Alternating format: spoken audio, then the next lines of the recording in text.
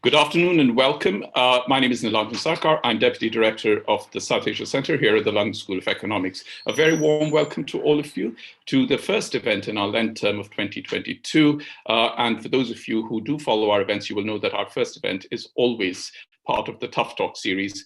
And I'm very happy to welcome you today to the next episode of it, which is titled, Should We Apologise for the Past?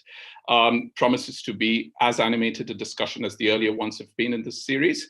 And I will speak a bit about how we decided to focus on this theme for this Tough Talk and give a few more details. But before that, a very warm welcome to our audience from across the world, across various time zones who've joined us this afternoon UK time. And we look forward to your participation in this afternoon's event.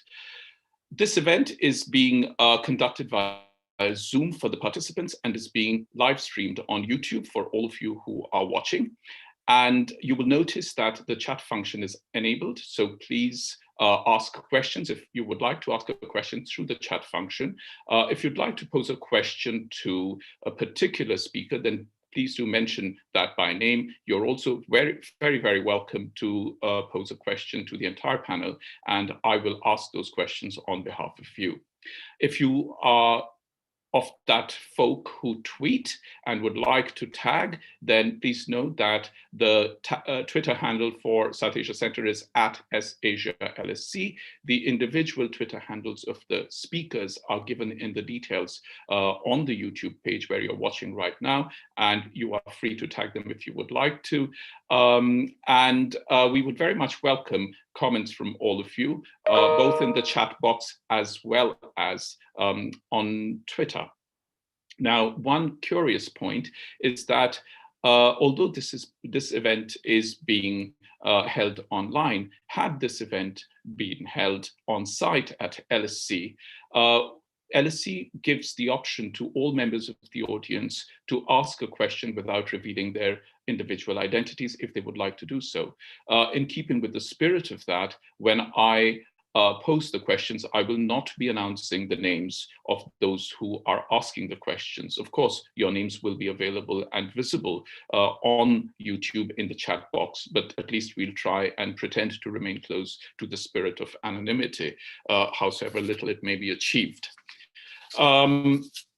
Now, before I go on to introduce the speakers, I'd like to speak very briefly about how this event came to be, what was the thinking that went behind it, and how we are hoping this conversation will proceed. It may very much not proceed along those lines. But as I mentioned at the start, this is the fourth in the series called Tough Talk. We've had several other events in this series and outside this series as one-offs, which together form part of a cluster of events that address the wider question of decolonization in history. We had an event, the Tough Talk last term, at the beginning of Michaelmas term, was actually called Can History Be Decolonized? We had one on statues and the pulling down of statues from public places. We've had one today, which is on historical apologies. We have one planned on museum objects and repatriation and reparation. So this is part of a series. So I'm very delighted that this is all coming together as interestingly as it is. About today's event. This is an academic platform. Ours is a higher education institution, and we conduct academic debates. And the question of historical apologies has been part of academic research and concern for a very long time, and makes for very interesting discussions. There is also something very deeply political about the conversation surrounding historical apologies, even though what we are dealing with is the past. And one of the reasons for that is that the apologies are most often conveyed through contemporary political actors. For us to conduct this event, therefore, within these parameters, I thought I would lay down or lay out, for the benefit of the audience mostly, what really is the ring fence within which we will be functioning today in terms of this discussion. And it will it's a very wide-angled expression, and I'm sure we can have as free-flowing a conversation within it. The first, and this is crucial, is that when we discuss today the question of historical apologies, we're actually discussing them at the quote-unquote national level. That is, we're talking about historical apologies between two sovereign nations at the time that the demand is made for a historical apology from one to another. In most cases, there has been a historical relationship between these two nations, sovereign nation states earlier, and the historical apology therefore functions against that framework of the past. But it is equally important that at the moment of talking and asking for a historical apology, they're mostly and most often in this instance, sovereign nation states. This does not mean that there are no scenarios where historical apologies cannot be sought. But that's not quite what we are looking at today. And that in itself is a discussion worth having perhaps on another occasion. The second thing is that, and I know there will be some conversation about it today, is that when we discuss historical apologies in the context that I've laid out, semantics, that is the language that is used in historical apologies, the words that are used are very, very important. So there is fundamentally a difference between saying sorry and apologizing versus expressing regret and remorse, or saying that it was very unfortunate what happened, shouldn't have happened, it used to happen like that at that time. The language, what words are used, are very, very important. And this takes me back to the earlier point I made, which is that because language is generally very, very important in diplomacy, when historical apologies are made, because they're mostly made through political actors, the language they use becomes very, very significant and has its own resonances. Other words and phrases that are used are historical injustice and so on and so forth. But does one actually come out and say, we are sorry, we apologize? And that's something that it would make very interesting to talk about. The question of language also comes up in the way in which academics approach the subject of study. Two of our speakers today, Vanessa and Tom, whom I'm going to introduce later on, both of them use the word atrocity in the title of their books. What is mutiny to someone may be rebellion to another. So it's a question. These are just examples of how words you choose in which to write and teach history are actually very, very important and invested terms in themselves. They act as labels, they are value-laden categories for reference. The third is that the wider echo of the discussion this afternoon is about the relevance that history, i.e. the past, has in contemporary life today. That the past is not just in the past, but is also in the present, and the actors of the past in the present change at different points in time. And what is important is not only that we study history as a discipline from school onwards, but also that all histories are, by their very logic, in a sense, nationalist histories, because they are written from self-edifying positions of nations within which you are studying and pursuing. They can be very nuanced, they can be very textured, but the master narrative that works from the school level onwards with children is one that is largely nationalist, and therefore it coexists with a series of parallel stories which are equally important and need to be discussed in the context of our discussion today. For instance, the question of reparations, which rarely gets taught in master narratives. The reason why we have parceled the discussion in the way we have today is not because none of the other things that I've said are not important, but because in order to have a conversation, an academic conversation in about an hour and a half, we do need to keep the focus manageable so that everyone gets to have a say and you get to ask questions and we can have a proper discussion at the end.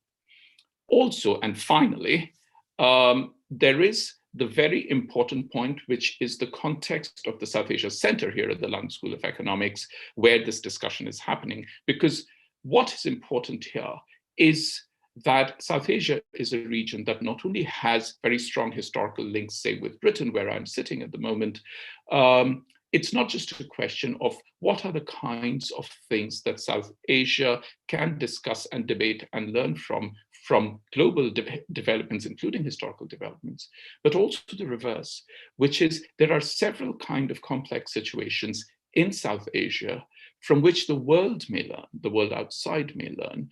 There may be issues that South Asia has not been able to find answers to, but that doesn't mean there are no lessons in them for others, or that those cannot be discussed. So then, against this background, quite simply, what is it that we are going to be discussing, or we hope to touch upon in today's discussions? I am going to, when I was putting this together, and I've spoken to almost all the speakers individually, it's the focus of it can actually be described quite simply. Why do people and nations ask for apologies? How frequently do they get one? What function does an apology serve? Considering that, as I said, in most instances, apologies are not always necessarily quite apologies. And they're often given by people and by governments that were not part or players of the incident or episode for which an apology is being made. Is there an inherent reductionism in apologies? Do apologies, even unintentionally, focus on particular incidents in history and therefore erase or dilute the importance of other events in history, which may also deserve apologies? And finally, are there any practical functions that an apology from one nation to another nation serves, or are apologies completely symbolic and address emotional issues? It is now my very pleasant duty to introduce the speakers this afternoon, and the order in which I will introduce the speakers will be the order in which they will speak. Each speaker will speak for about 6 to 8 minutes, one after the other without interruption. And I will then come back at the end and start a discussion. And we will also take questions from the audience. So once again, to the audience, if you would like to ask a question, please type it in the chat box where you're watching on YouTube, and I will ask the questions when the time comes. I will come in after each and every speaker to introduce the next speaker for those members of the audience who may be joining late and may not be able to hear this introduction that I give at the beginning. Claus Leggewie is Ludwig Börne Professor at the University of Giessen in Germany and has written on cultures of remembrance, conflicts, and historical memory. All of you who have signed up for this event would have seen the link to an English language article that was published in Eurozine called 7 Circles of European Memory. But of course, Professor Leggewie has also published extensively in German. Ali Riaz is Distinguished Professor in Politics and Government at Illinois State University and has spoken about why Pakistan should apologize to Bangladesh for 1971, which marks Bangladesh's War of Independence. Rasul Bakhsh Rais is Professor of Political Science at Lahore University of Management Sciences, known more popularly as LUMS, and has published extensively. But for the relevance of this afternoon's event is his very interesting monograph on Pakistan's national identity, titled Islam, Ethnicity and Power Politics, Constructing Pakistan's National Identity, which was published in 2019. Ali Raza is a historian. He's currently Associate Professor at Lahore University of Management Sciences and has recently been involved in developing a digital archive on the 1971 Bangladesh War of Liberation in Pakistan, And I'm looking forward very much to Ali speaking about that along with other things. Vanessa Holburn is a journalist and writer and author of The Amritsar Massacre, the British Empire's Worst Atrocity, which was published in 2019. Vanessa has lived for some time in India. Shalini Sharma is senior lecturer in South Asian history at Keele University and has been involved for a long time in calls to the British government from the British Indian diaspora for an apology for 1919's Jallianwala Bagh massacre. Tom Bentley is lecturer in politics and international relations at the University of Aberdeen and the author of Empires of Remorse, Postcolonialism and Apologies for Colonial Atrocity, which was published in 2016. Before I invite Professor Leggewie to speak, I just wanted to convey apologies from Ambassador Rafiuzzahman Siddiqui, who is unable to participate today because he has come down with COVID, unfortunately, and he was very much looking forward to being here. And I also want to thank Vanessa Holburn, Rasul Bakhsh Rais, and Ali Raza, who agreed to participate in this event this afternoon at very, very short notice. Please know that I'm very well aware that all of you are very busy, and we are able to conduct these events and have such animated discussions because all of you give freely of your time and ideas and intellect, for which we are very grateful. I'm now going to invite Professor Leggewie to speak. He has about 6 to 8 minutes. Thank you very much, and good evening or good afternoon, everybody. I will talk about the German case. I hope you can hear me well, fine. All right. I will talk about the German case, which something is kind of the mother case of apologies in history. I'm not convinced, but I will start with that. The new state of Israel, with its numerous Holocaust survivors, had stipulated that all German people born up to 1928 needed a visa to enter the country.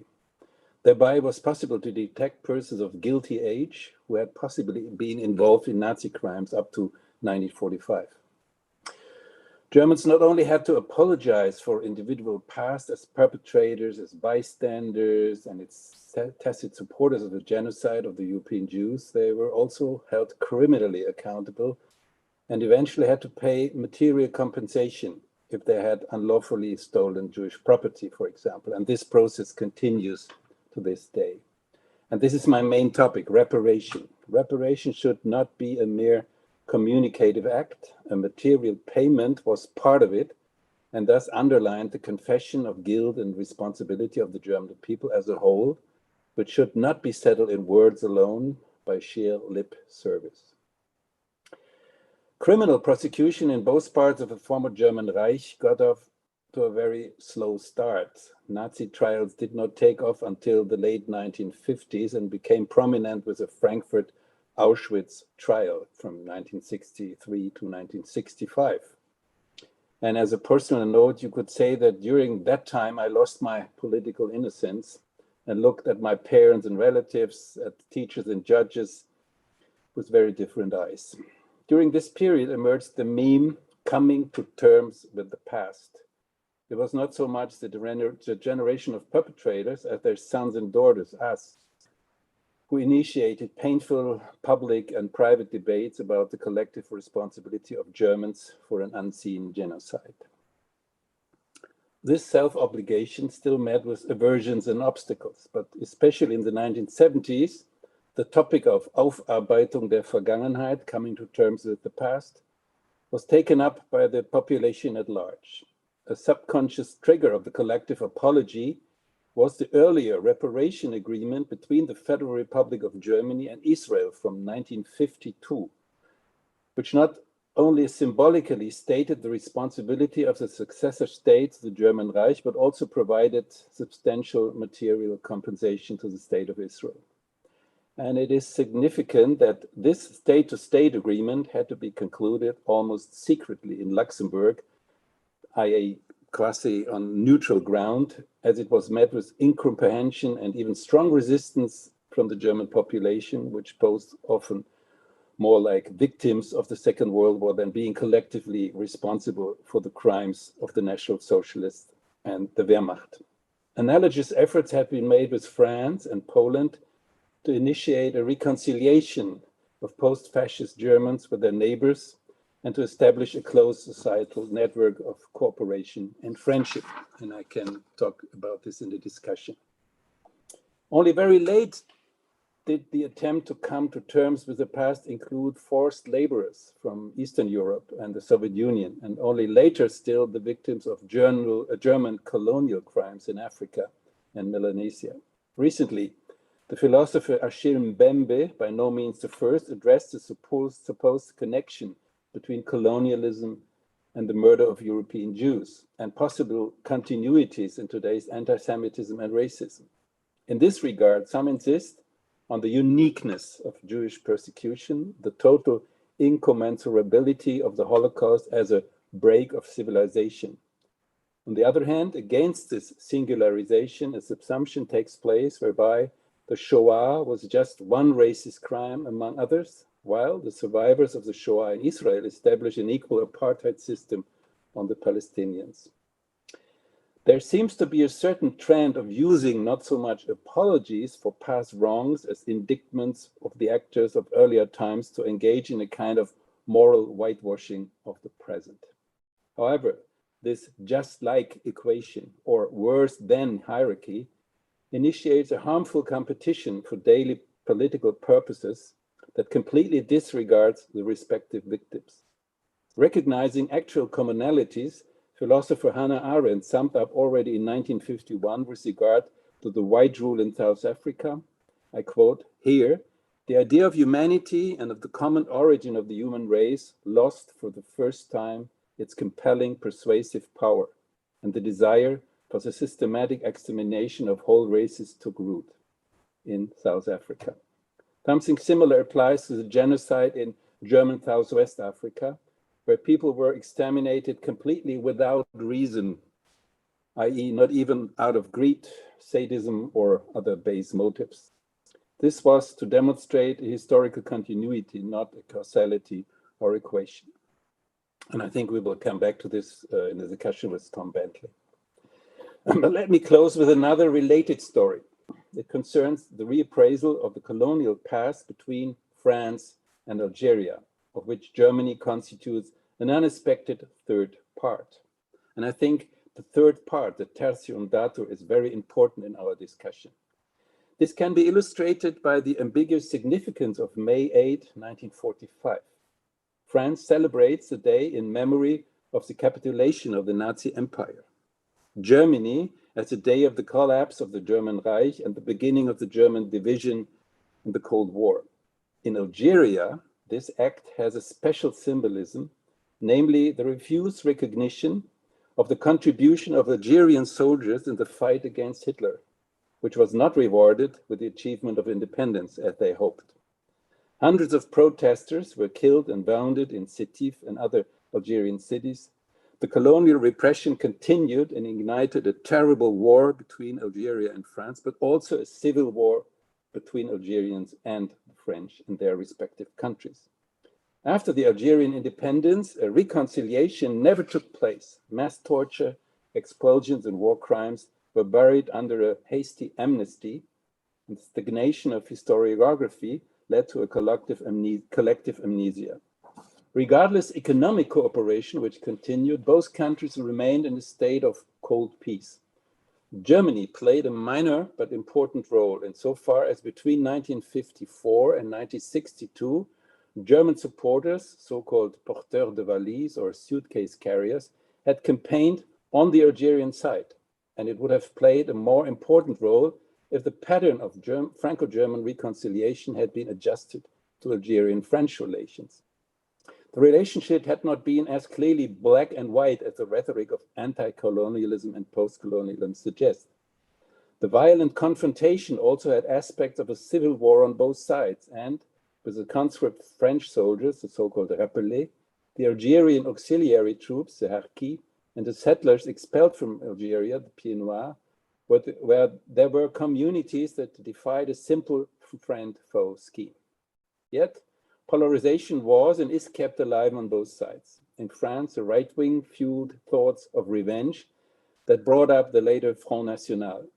In Algeria, the FLN painted the picture of an anonymous front of old fighters that legitimized an increasingly repressive military and police regime in Algeria. In this context, the Algerian side insists of an official apology from France for the colonial crimes it had committed, to which the French side responds only very hesitantly and on a case-by-case basis. Why? In order to rule out any bigger reparation claims. Below the threshold, the Rapport Stora, a report written by the eminent French Algerian historian Benjamin Stora, recently issued to French President Macron, proposes a whole spectrum of communicative and symbolic measures and the initiation of intensive civil society cooperation, which the Algerian side has so far deemed insufficient. The regime demands a formal and comprehensive apology, and the critics of the regime also view France's proposals with great skepticism. Formally, the recently renewed friendship treaty between Germany and France could serve as a kind of model, and substantially the challenges of migration, of terror, of racism and anti-Semitism, and a common energy and climate policy affecting Europe and the Maghreb countries can only be addressed transnationally. The bilateral French-Algerian relationship could thus ideally be expanded into a post-colonial triangle involving Germany and other EU states. I sum up. This would be my modest proposal for a culture of remembrance that not only recognizes Rothberg's multi-directional complexity of historical events and experiences, but also looks to the future by recognizing the dual character of the term reparation, which, in addition to the aspect of material compensation, by all means necessary, always implies the repair, not to say the healing, of disrupted human relations and connections. Personally, I sympathize very much with the project of the Israeli Holocaust researcher Amos Goldberg and the Palestinian political scientist Bashir Bashir, who invite intellectuals from both sides to exchange views on their respective catastrophes, the Holocaust and the Nakba, without equating them. It relates to the concept of empathic unsettlement by the American historian Dominique Lacapra. According to this, empathy for the sensitivities of the other person should be developed, but without having to adopt his or her positions. Thank you very much. Thank you very much, Professor Leggewie. That was very, very interesting. And as I said in the introduction, so much of this discussion is important both at the global as well as the South Asia level. And these comparative examples are very revealing and very interesting for all of us. And I'm sure we'll come back to some of this in due course. May I now invite Professor Ali Riaz, who is Distinguished Professor in Politics and Government at Illinois State University and has spoken about why Pakistan should apologize to Bangladesh for the 1971 War of Liberation. Professor Ali Riaz, please speak now. You have about 6 to 8 minutes. Thank you, Nilanjan, for this opportunity. It's great to be here. As we have already heard from you, Nilanjan, that we are talking about a sovereign apology. And in this context that I'm talking, it is about Pakistan apologizing to Bangladesh. The Bangladesh have been demanding for quite some time for an apology since 1971. 2 things we need to start with. The first thing is what I mean by apology in this context, and broadly, not only in the context of Bangladesh-Pakistan situation, but beyond that. The way I think that the apology, especially in the context of the sovereign apology, has to have 4 elements to it. The first thing is the acknowledgement of this wrong committed. And in 1971, in the context of Bangladesh, the genocide that was perpetrated between March 25th, 1971 and 16th of December, 1971. While there has been discussions with respect to the number of people killed, but number becomes immaterial to a certain extent. I'm not undermining the number, the millions of people who have suffered. The point is that whether there was an intent, and clearly over the years it has become clear that there was an intent to annihilation of the Bengali, ethnic Bengali group. Having said that, there are 4 things that I see which requires some refreshing in our mind and understand that. The first thing is the acknowledgement of the wrong. The second thing is acceptance of the responsibility of having committed the wrong, an expression of regret, and the fourth thing is the commitment for reparation. I will come back to this reparation point a little later. These are the points that is the basis of asking for an apology from Pakistan. It goes beyond the symbolic element that we talk about. It has an implication. And what function it does play. Does it play only a symbolic function? No, I don't think this one, because the actions, events, or policies in question, with an acknowledgement, with an apology, it is accepted that it was morally wrong. So there are two elements that I'm talking about. One is the legal element, and the second thing is the moral element, because I do not think the politics, particularly when the sovereign states are interacting and staying, and when particularly in case of Pakistan and Bangladesh, the basis of Pakistan was far more moral than being together, was moral than just simply economic or a political reason. So this acceptance of this, the morally wrong thing. The second thing is that taking the responsibility for the actions, the events, the policies in question. These are the two things. Often people think that Bangladesh's claim, or at least some try to argue that whether there is any basis, legal basis to it. In international relations, there have been discussions that whether there is, from a realist point of view, what does it mean? I think there is a legal basis to it. As a matter of fact, not only in the context of Bangladesh, beyond that, when we are talking about the apology, there is a legal basis to it. And that is what the International Law Commission's draft articles with respect to the responsibility of states for internationally wrongful acts. And if you look at these articles, the draft articles, particularly Article 37 and 40, there we see that there is a legal basis to it, because the draft articles recognize that there are three forms of reparation. What are these three forms of reparation we are talking about? The restitution, compensation, and satisfaction. And this is the third part, the satisfaction, in contrast to the restitution and the compensation, consists of an acknowledgement of breach of international law, an expression of regret or remorse. This is where the Bangladesh demand for apology actually stands on the legal ground. And if you look at the Article 40 of this draft articles and the commentaries on that, what is this 37 draft article stipulated is the formal apology. And in Article 40 of the same draft articles have set out examples of these norms: prohibition of aggression, slavery, and then the genocide, racial discrimination, apartheid, and torture. So if you take torture and genocide, both these elements has clearly put Bangladesh's demand for an apology to Pakistan. Even if we are not talking about the 25 years of the relationship, it has been explained extensively about this internal colonization. But we are talking precisely about 1972, March 25th and December 15th. It is standing on that legal ground that Bangladesh can demand the reparation. And reparation, we are not talking about compensation in terms of restitutions. What Bangladesh is demanding is the satisfaction part, which is articulated in some ways codified within this ILC's the responsibility of states for internationally wrongful acts. So this is the basis of that I see.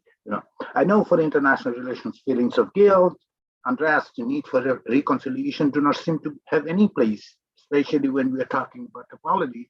And often we think that it is precisely, a gender-driven, rational word, and these feelings don't matter. It does, and that is why. On the basis of this legal ground that, I think the demand for an apology from Pakistan is valid. The second element is that the moral part of it that we see. What has happened throughout this entire period of genocide, war, of independence, and this moral element is that there was no moral ground to have this, assault, atrocity, however we put it. That genocidal.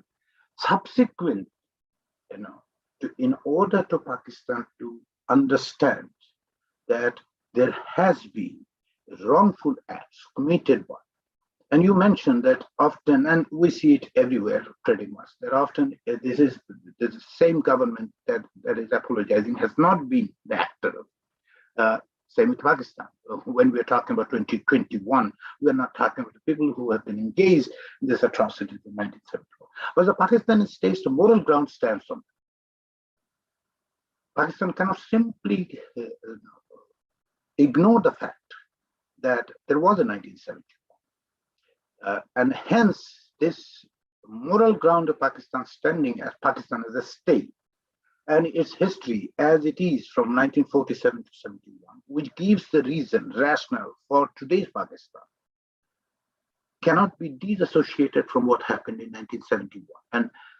And this is where I see that there has been a complete, at least Pakistan establishment, completely ignoring that unless they come to terms with this reality, the fact that the acts committed by Pakistan, they're losing their moral ground of having a state. And we've talked about the act, right? It's a speech act. But speech act, and this is where sometimes it gets confused, the speech act, whether Pakistan has apologized or not. There are two instances that has been discussed that Pakistan has apologized. One is when in 1974, there was a treaty signed between Pakistan, India, and Bangladesh with respect to the prisoner of war. And Bangladesh at that point was trying to prosecute for war crimes 195 Pakistani soldiers. That treaty between tripartite treaty has taken. And during that treaty and after that treaty, there have been some, when this tripartite agreement was signed, Pakistan's defense and foreign ministers spoke about this and condemned and deeply regretted any claims that made. But the regret does not actually fulfill the conditions of taking the responsibility of it. In similar fashion, when President Pervez Musharraf of Pakistan visited in Dhaka, what did he say Pakistan regrets? These fall far short of this moral ground, far short of this, satisfaction, particularly when we are talking about precise apology that they need to make. So, what is the effect of this? I think one of the most important effect is this continued, denial of 1971 in Pakistani. If you look at the Pakistani school text, what do we see? A complete, fictitious, so to speak, a contrived history they are teaching. Does it help Pakistan to reconcile its own diversity? Whether it actually creates, justifies the suppression, continued suppression of the Baloch population, or completely ignoring the fact that Pakistan is a, multi-ethnic country that needs to take into account the demands, the aspirations of the other ethnic groups of the community.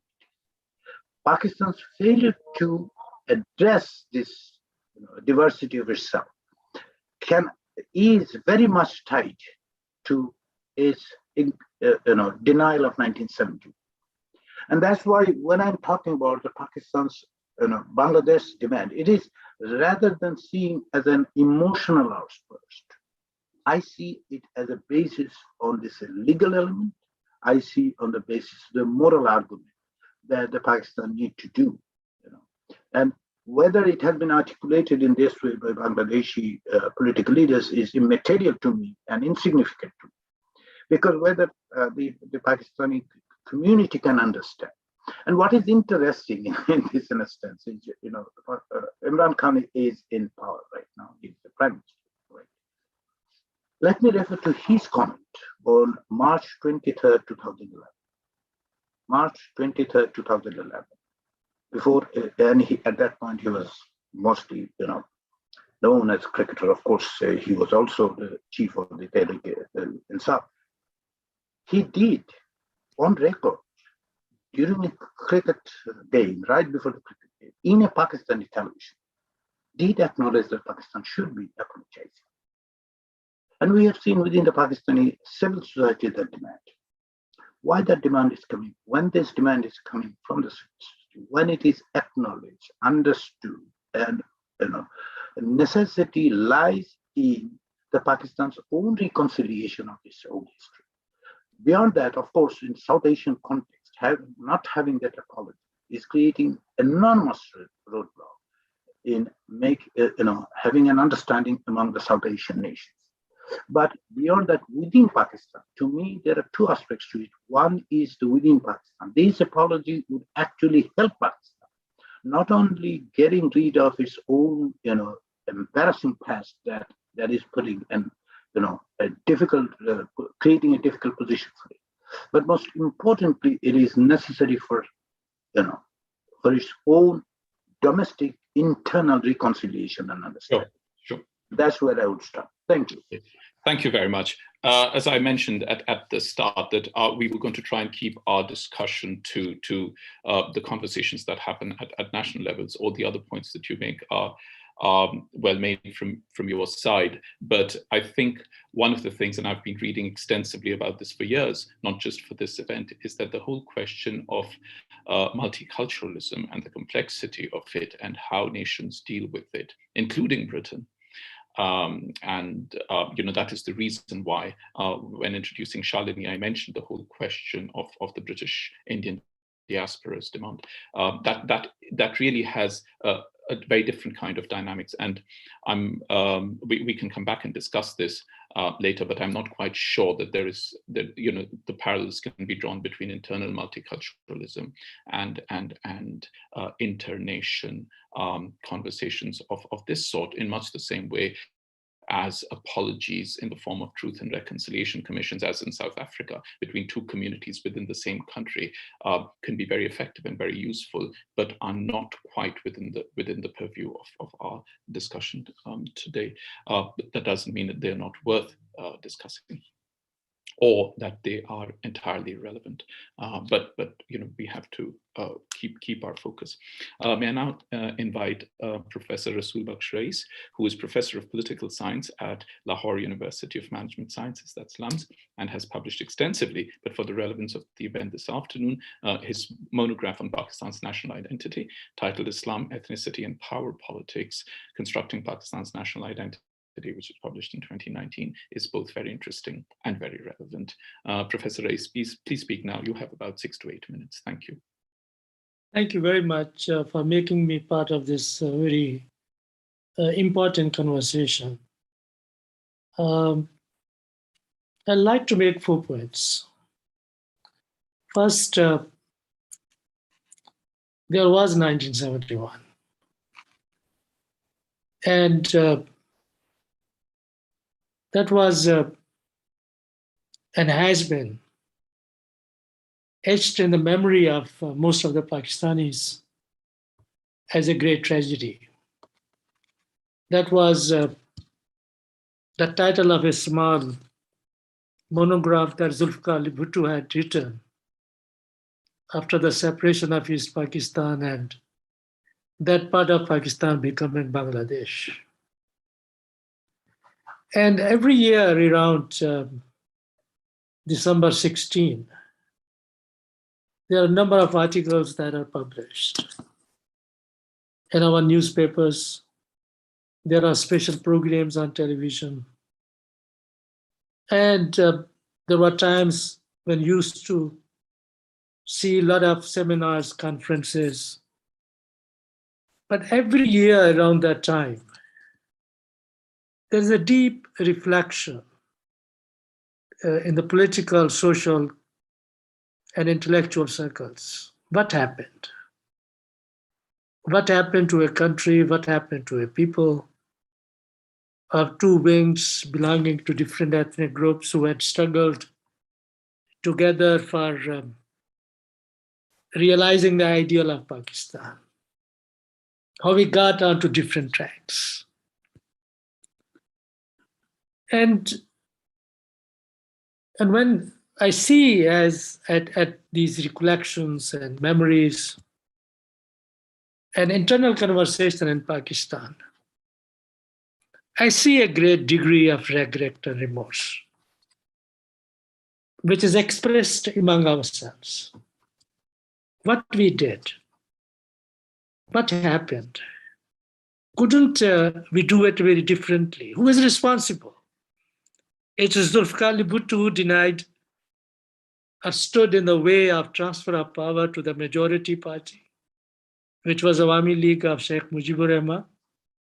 Was it Yahya Khan who took over and through his legal framework order, he wanted to have a new constituent assembly and couldn't either work with the 1962 or 1956 constitution?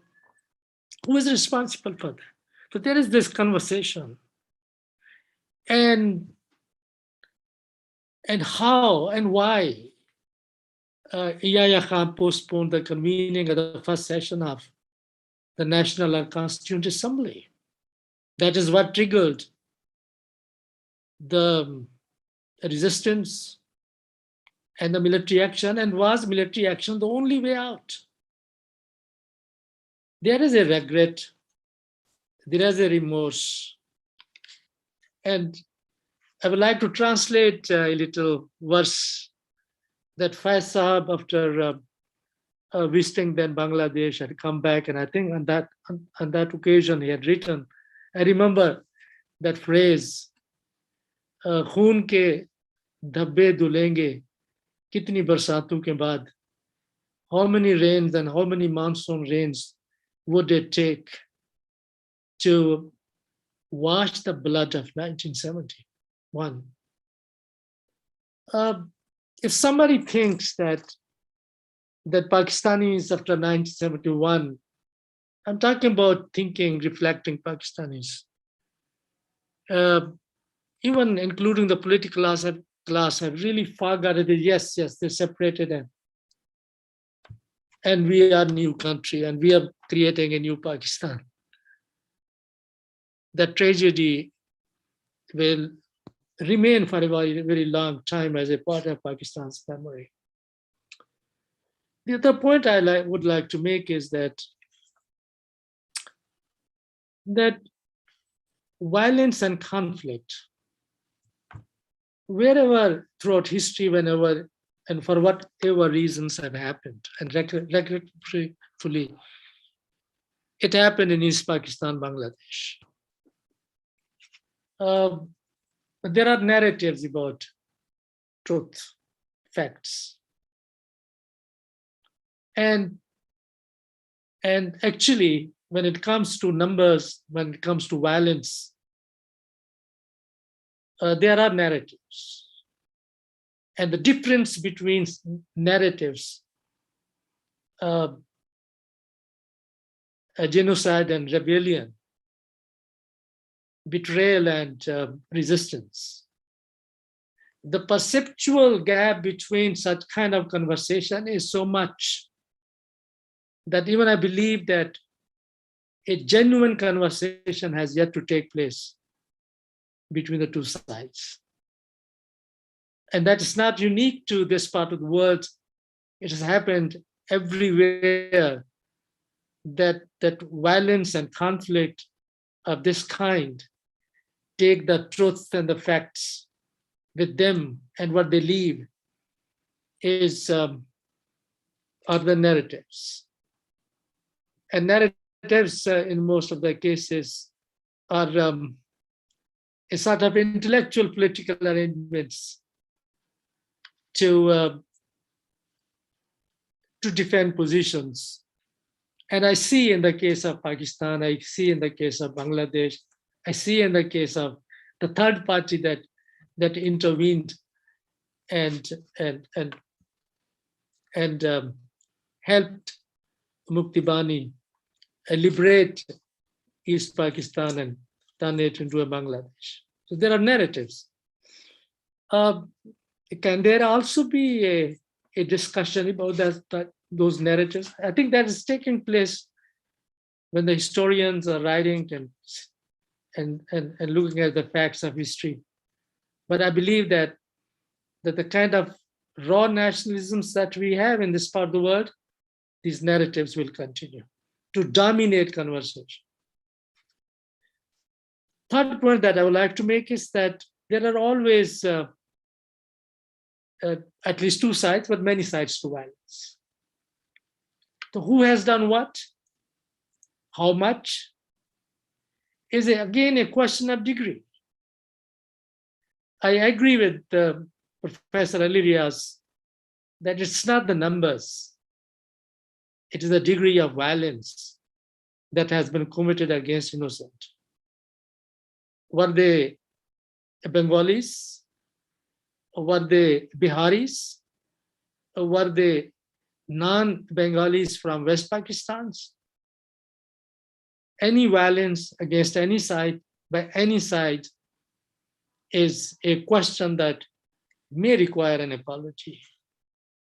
So there are always more than one sides, and in this case, there were 4 or 5 different sides. If you look at the complexity of the situation as it began to evolve from a state reaction against the demand of a majority party and denial of right and the protest and what happened in the case of the civil authority and these attempts to restore it through military action.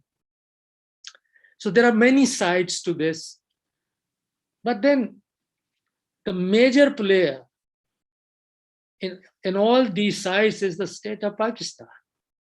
So it cannot evade the responsibility. I don't want to take that position when I say that there are many other sides into the violence, but the major responsibility is the state of Pakistan during that time. Yes, those who take up arms in any situation, they never play by the rules, and then there are no rules. Violence has rules its own and the victims of its own. In an intellectual conversation, and I'm really, really grateful and thankful to Nilanjan for inviting me, that this conversation of apology, has been within very limited circles of civil society in Pakistan, intellectual circles. I believe that it is a very interesting exploration. We need to take it to a much wider national level in Pakistan. But at the same time, in Bangladesh and other places as well, that what does it mean? What is it that we get out of it? Should we do it? Should we do it? So answer to question of apology should not be in an objective fashion of yes or no. A real intellectual, deep conversation about the tragic events of 1971 and what is it that we can do to help one another, how we can restore that normalcy in our relations, how we can help our brothers in Bangladesh, and how we can help ourselves. A real conversation in the case of Pakistan, I believe, has to yet start, and I will be very glad to see when it happens in Pakistan, but I don't see any such signs, at least at the level of the political parties, at the media, the civil society, at the intellectuals at much larger scale in Pakistan. The last point is that memories, generations, and time, they take time. And can we leave it then, this question when we talk about memories and new generations? I belong to that generation when I was a student at that time, and many of my friends from Bangladesh were at that time from East Pakistan were my class fellows at Punjab University at that time. And we saw the events unfolding in 1970-71. Will it become if we freeze those memories and just leave it as a capsule for the coming generations, would that help? Just say we are not responsible for it. Those who are responsible are no longer. I don't think that such kind of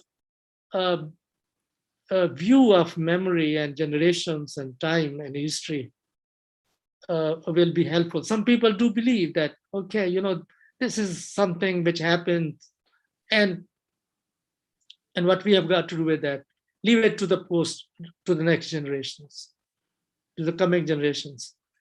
I think that we need a real conversation in Pakistan on this issue.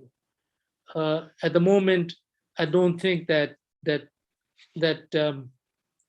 gap that exists between liberal intellectuals who will readily say that yes, government must come forward and apologize and do whatever is necessary to accept the blame and responsibility and guilt and reparation and satisfaction, the kind of things that Ali Raza has said. But there are those in Pakistan, more conservative, more nationalistic, who would take altogether a very different positions. So we are divided on this, and we may remain divided on this. And I don't think that a consensus is possible, or even in a situation when the real conversation in Pakistan has not taken place. Thank you very much for making me part of this. Thank you very much. Can I just say before we go forward that I note in both instances of the two professors who've just spoken the use of the words regret and remorse almost as synonyms for apologies, whereas we, one of the interesting concerns of this conversation is actually the words that are used. You did say, Professor Rais, that and you make a very eloquent case about a conversation about apology within Pakistan, but you do also say very interestingly that there are other apologies to be sought in related matters from other quarters, which may actually then help in bringing forth a wider apology, because it will then texture an extremely painful narrative and a very painful real narrative. Part of it is also, and this will come up as we progress in this conversation, part of it is also how psychologically close and real we feel to it. None of the speakers over here were there during 1999 and the Jallianwala Bagh episode, but as you yourself said, that you were present in 1971. So there is a difference also about how far we are removed in time from the event, and how the dynamics of just the passage of time plays itself out. But thank you very much. That was very, very eloquent. And I'm sure we'll come back to a lot of the issues that both of you have raised very importantly. But I did want to note the use of the word regret and remorse. Ali Raza is a historian. He's associate professor at Lahore University of Management Sciences, which is LUMS. And Ali has been involved latterly and recently in developing a digital archive in Pakistan about the 1971 Bangladesh War of Liberation, and which he hopes will spread awareness about various kinds of facts and realities. Ali was also part of a group of people who were organizing a conference last year in Pakistan to mark 50 years of Bangladesh's independence in 2021, which then for various reasons did not happen. But the reasons for its not happening are also very important to understand the ground realities within which these kinds of conversations must function. But to start with, Ali, at least we now know that, as per Professor Rasul Baksh Rais is saying, you are part of that very small intellectual minority who do want to have that conversation. So you start at an advantage. You have about 6 to 8 minutes. Thank you. And it's a tough ask to follow in the footsteps of Professors Riaz and Rais. Thank you for involving me in this conversation. I would just like to pick up from where Professor Rais left off. It is indeed true that there is a deep division on this question, and certainly this cohort of people who do think that there ought to be a reckoning with the past may well be in a minority, but I would submit that this is a necessary task for us, not only as a society, but also as a state. As Professor Reyes has mentioned, and as Professor Reyes also mentioned, that there have been expressions of regret and remorse by civil society groups, even by state functionaries and heads of state. But unfortunately, the very same cannot be said by way of those expressions of remorse and regret having any kind of state backing. In fact, this last year, we have seen the exact opposite. Right at the very moment when we were trying to organize a conference involving both Pakistani and Bangladeshi scholars, and that conference was canceled. At that very moment, other kind of narratives were being kind of like pieced together, which eventually came to public attention through documentaries, through television serials that tried to communicate a very different understanding of what happened in 1971, in which remorse and regret were the last things actually that were on the agenda. In fact, the purpose by and large has been to deny basic facts that otherwise have international consensus. I'm not speaking here of numbers, as Professor Reyes and Reyes pointed out. I'm speaking of even those actually violations and crimes that have been acknowledged by those who were serving in East Pakistan as well. So there's that we have to contend with. Is it necessary for us on a national level to apologize, which is where I suppose this conversation began from? I think so, yes. My colleague Ali Usman Kazmi, who was also involved in not just organizing the conference, but is also taking the lead in developing this digital archive. He recently wrote a fabulous piece on BBC Urdu, arguing for the case of acknowledging 1971 not only as a war of independence, but also calling upon Pakistan to apologize for what happened in 1971. And so, just building upon that and extending it further and basically adding my own 2 cents to it, I think unlike actually other instances in the past, as Professor Ray said, that time certainly plays a role into these decisions, which is to say how much time has really passed between the event in question and where we are in the present. But in this particular case, I think that where we depart from Jallianwala Bagh and other kind of questions that around reparations and apologies is that those who have suffered are still present with us. And so I'm linking here the question of apology with that of reparation as well. In fact, sometimes I become cautious actually of apologies because they often are also used as a way of perhaps avoiding the question of material restitution, which I think is also an important question for us to consider, and material reparation, especially to those who are still present amongst us. And tied to that, obviously, is a question, as Professor Reyes and both Professors Reyes and Reyes posed, which is to say that these acknowledgements, these apologies, which I also understand as an acknowledgement and a recognition and an admission of what was committed by perpetrators, that is also key to repairing what are otherwise damaged relationships on both the part of those who have been damaged and those who have committed the damage in the first place. And that certainly is where I think that certainly is something that what Pakistan as a state owes to Bangladesh. But professors, both professors also raised a point about what an apology can do, within Pakistan itself, and I think it's worthwhile also reflecting on that. And the first question that I think hasn't come up is that just as those who have suffered are still with us, in the very same way, perpetrators are still around as well.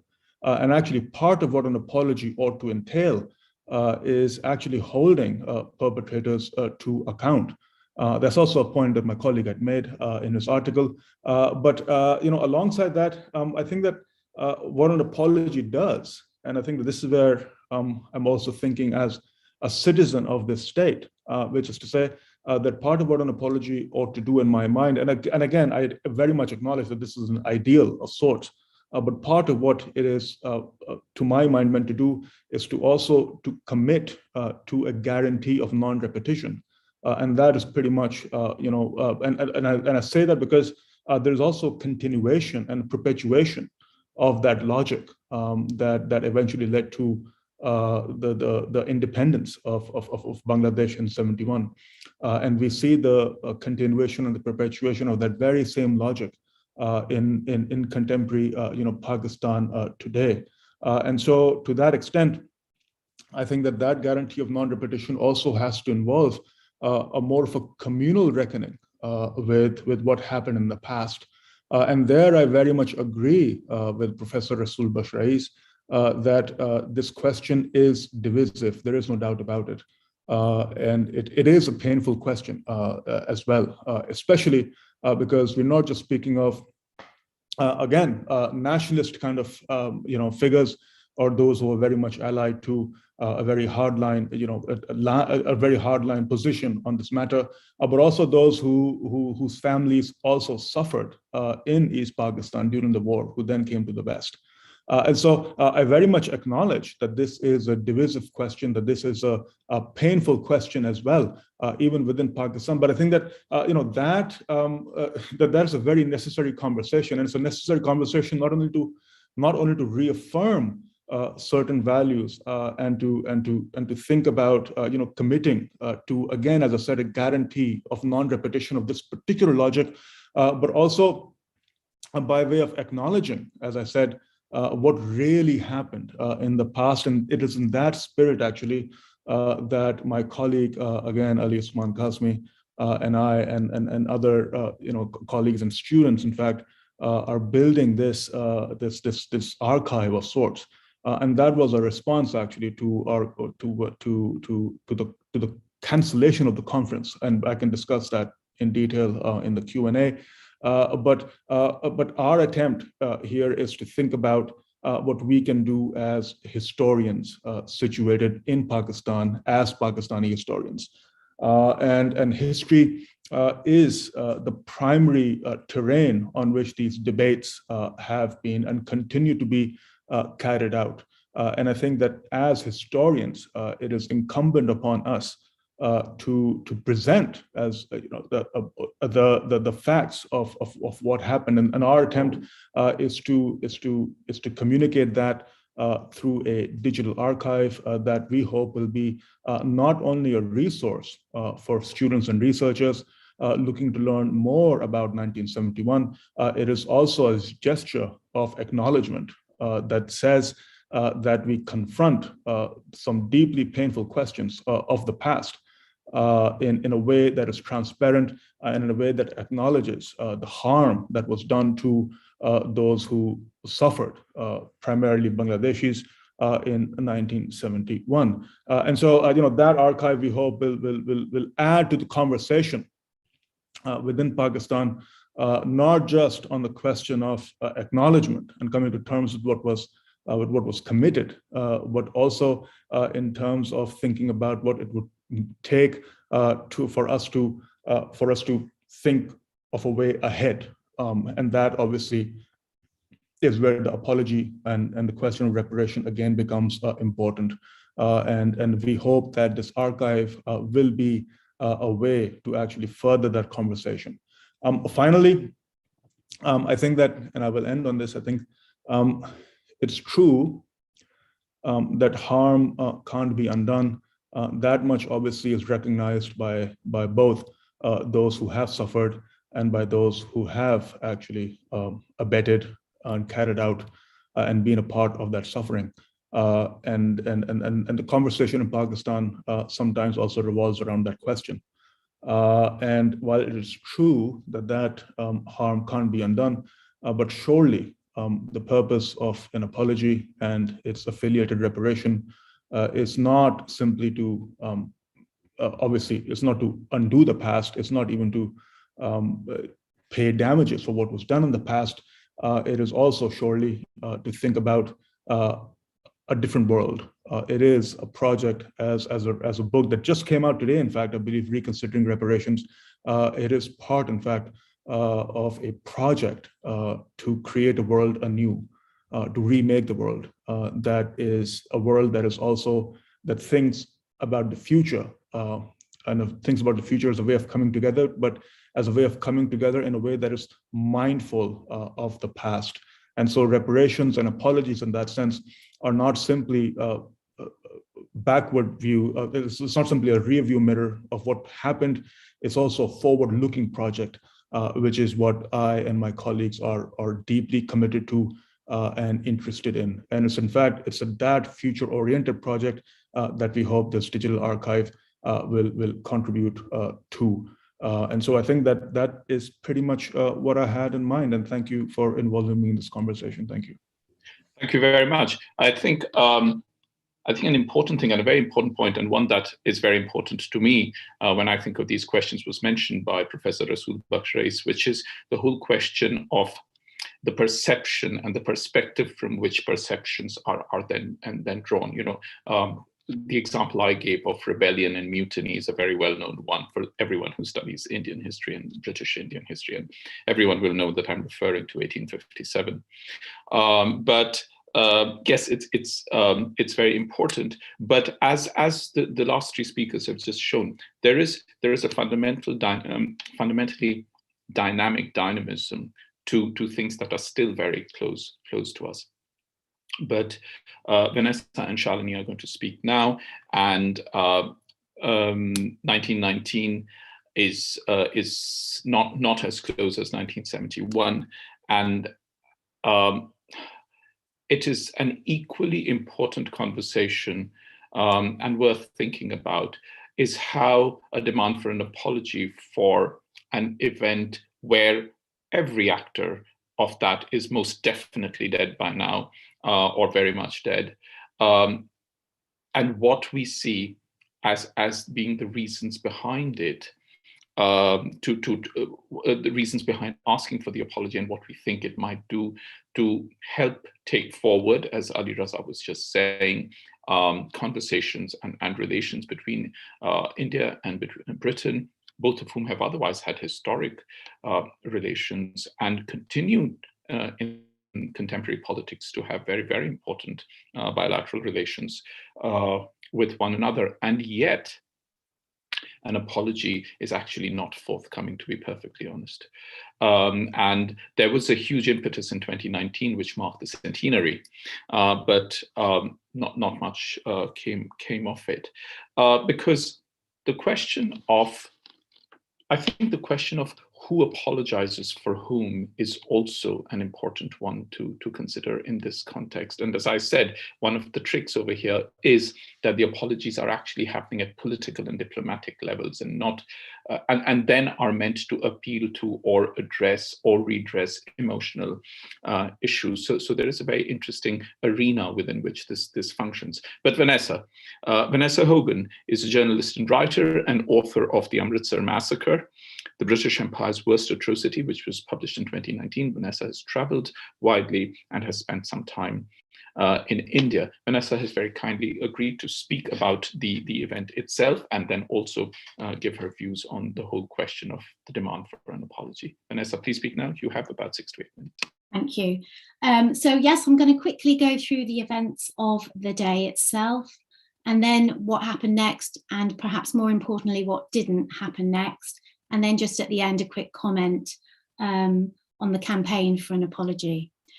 So on the 13th of April, 1919, Indian-born British Army officer General Reginald Dyer strode into the Jallianwala Bagh in the Punjab city of Amritsar and ordered his riflemen to fire on an unarmed crowd.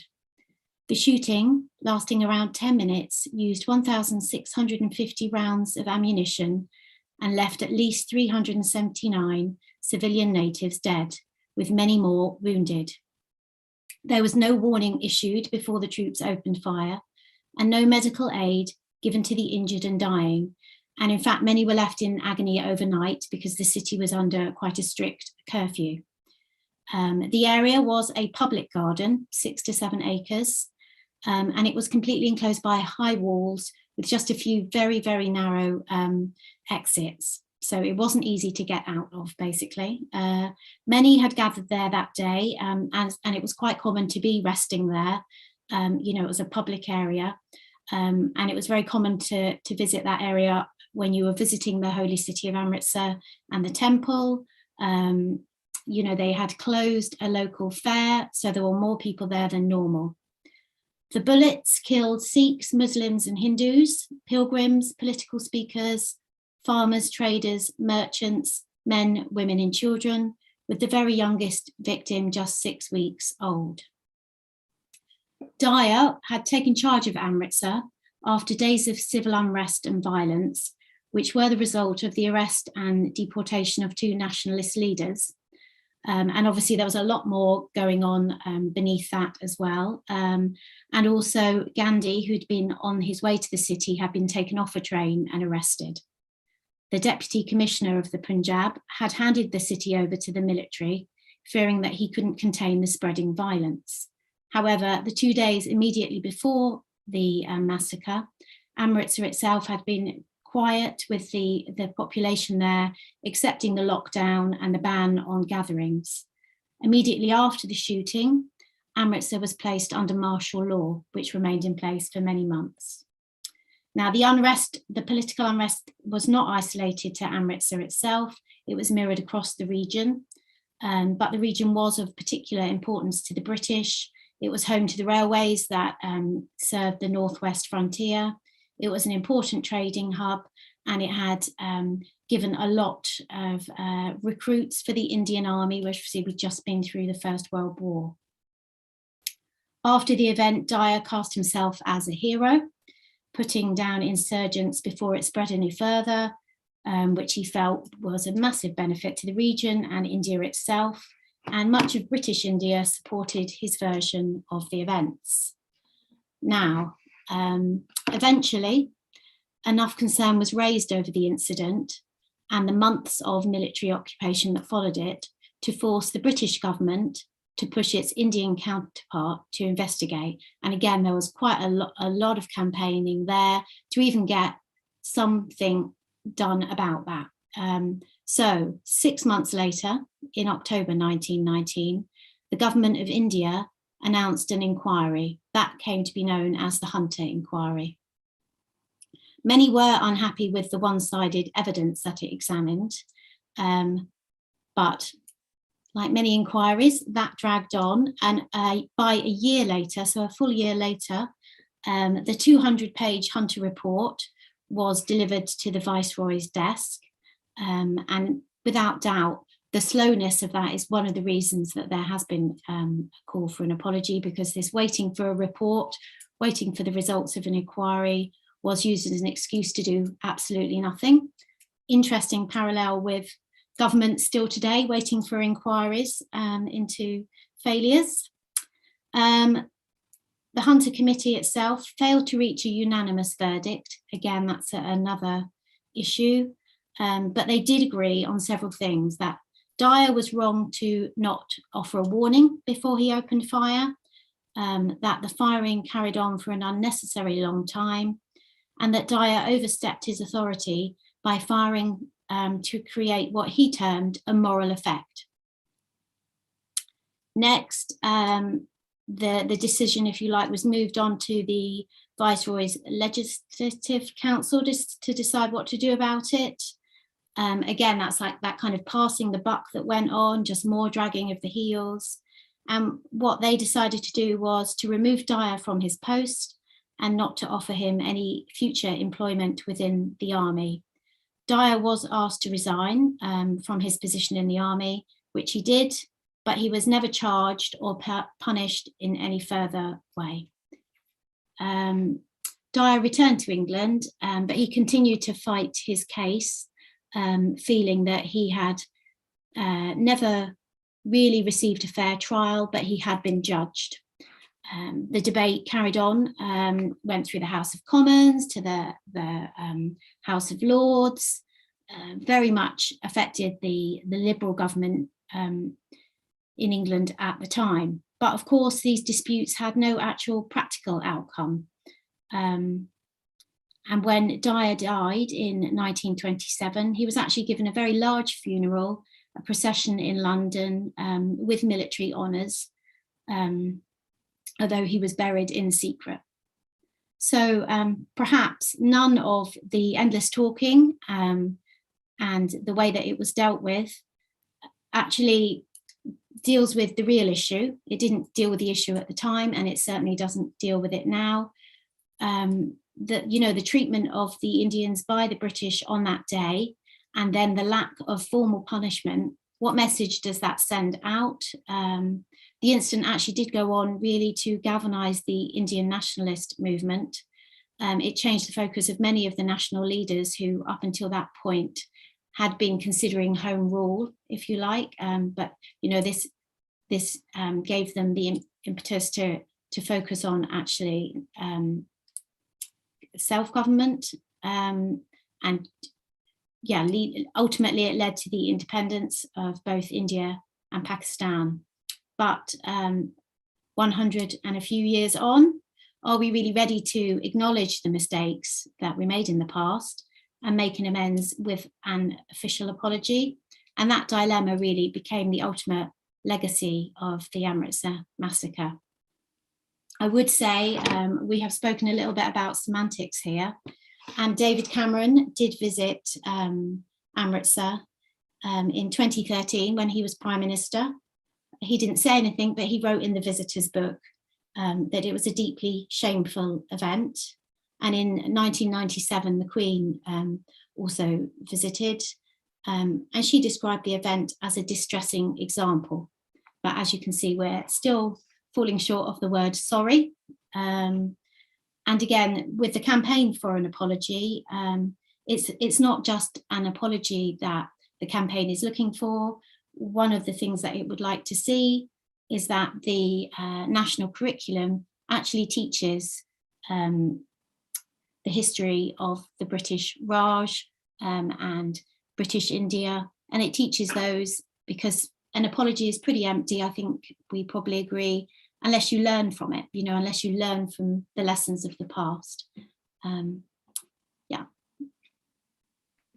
Thank you very much, Vanessa. That was very useful, I think, also for the audience who may not have necessarily known all the details. I should mention here a couple of things. One is something I meant to mention earlier about the Bangladesh-Pakistan conversation, but first, in your context, the Archbishop of Canterbury also visited Jallianwala Bagh, but he's of course not the head of a state and is not representative of the state in any way, but is an important figure, public figure. There is some confusion about the whole question of Pakistan and Bangladesh's apology, because in 1974, the New York Times reported that Pakistan had apologized. And it is actually an apology of a sort, because it was part of the signing of the tripartite agreement, after which there was a repatriation of imprisoned soldiers and et cetera. But I think what was very clear from what Professor Riaz was saying was that is not the apology one is talking about. There was another episode with then President Musharraf as well, but that's not what really was being discussed over here. So there have been certain episodes, and there have been certain kind of reportage which can be slightly misleading. It's interesting when you do a Google check on Pakistan and write Pakistan Bangladesh apology, and the New York Times article is the first link that comes up, and everyone thinks, oh, but they did apologize. So that's that. Shalini Sharma is senior lecturer in South Asian history at Keele University and has been involved for a long time in the calls to the British government from the British Indian diaspora in particular, but even otherwise, for an apology for 1919. Shalini, please speak now. You have about 6 to 8 minutes. Thank you. Thank you. Thanks, Nilanjan, for the invite, and thank you to the fellow panelists for your great contributions to this question of apologies thus far. So as we've just heard from Vanessa, the events that occurred in Jallianwala Bagh happened over 100 years ago. So I suppose the question is, why do we still remember it? Why is it still important? Why did Theresa May express regret at the suffering caused when she was Prime Minister? And why did the Archbishop of Canterbury, as Nilanjan's just reminded us, Justin Welby, prostrate himself at the memorial very dramatically in Amritsar at the same time? And also, why aren't these acts of remonstrance enough for the people demanding an apology from the Prime Minister? A few years before the centenary, the Jallianwala Bagh Massacre Centenary Committee was set up by a group of South Asians in the UK of Indian and Pakistani heritage to try and get the UK Prime Minister to issue a public apology for the Amritsar massacre that took place in April 1919. This group built up links with unions. It got support from MPs from across the political divide. It made some noise, but still no apology in the year of the centenary, 2019. I was approached by them in 2020 to act as an advisor, not because I'm an expert in the field, I'm not, but because of my decolonising the curriculum work that I've been doing in my university, Kiel, and also in my union, the UCU, as a member of the Black Members Standing Committee. And because they saw, I think correctly, the need to work with educators to make a difference. So from my involvement with the group, as well as my own personal history, I can perhaps flesh out why the demand for an apology means so much more than a simple word from one prime minister to another.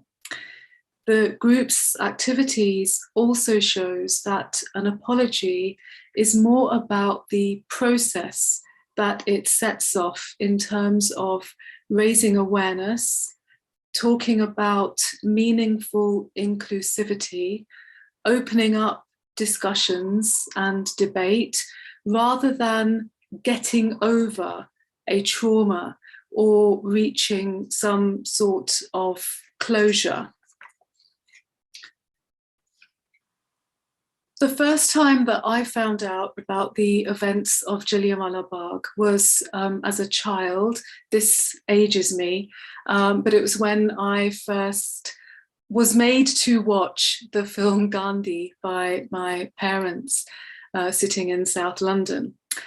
I was shocked, and yet it also made me understand something about racism, about inequality, about my roots, who I was, why I was even in this country.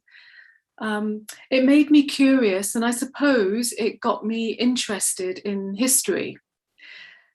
However, while my own curiosity was sated, we still live in a country, the UK, where the vast majority of people do not know about the events at Jallianwala Bagh in 1919, an event that was so momentous that many, I mean, although there's a lot of debate about why it happened, who caused it, etc.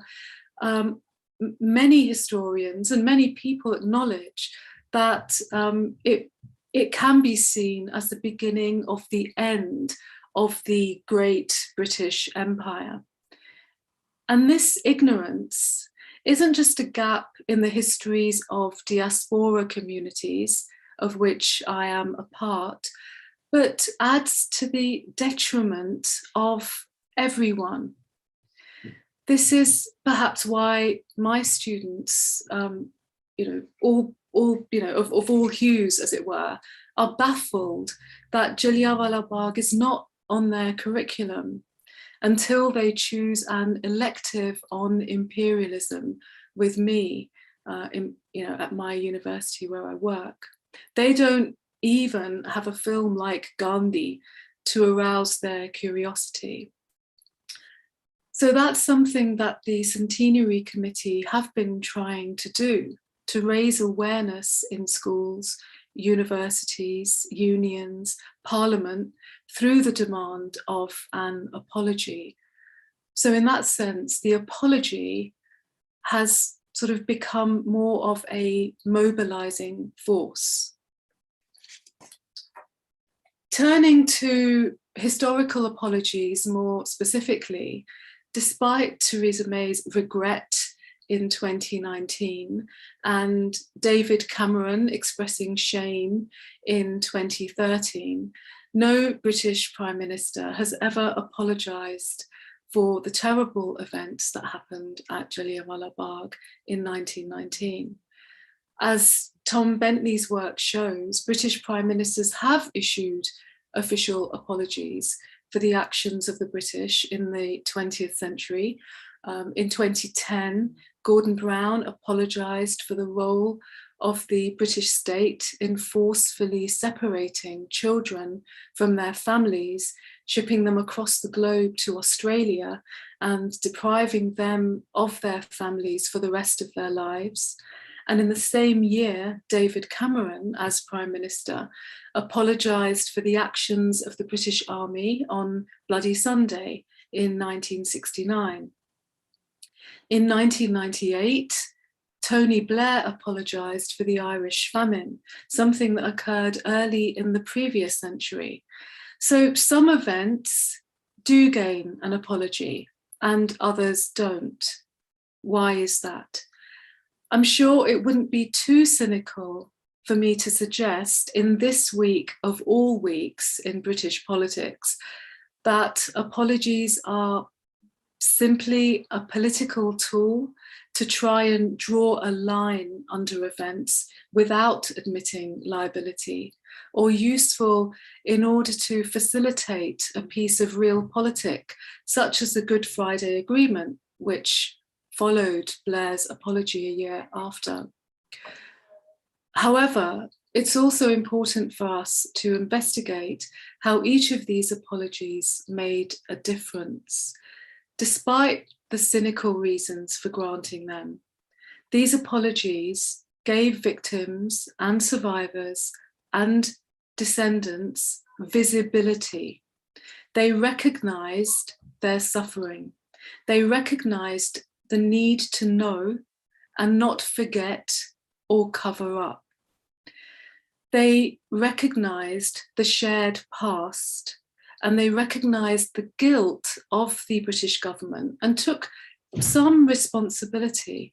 And they showed the world that Britain could perhaps face up to its former mistakes. Perhaps a fulsome apology from the British government for the 1919 massacre will show us that our Black lives are valued as much as others. An apology in recognising that the history of the massacre and its role in delegitimizing empire could deliver some sort of justice, as well as encourage discussions about our shared history, a mistake from which we can all learn, a history that should be in the UK national curriculum, in citizenship tests, and part of the British national consciousness as a warning, a deterrent, and a moral. Thank you. Thank you very much, Shalini.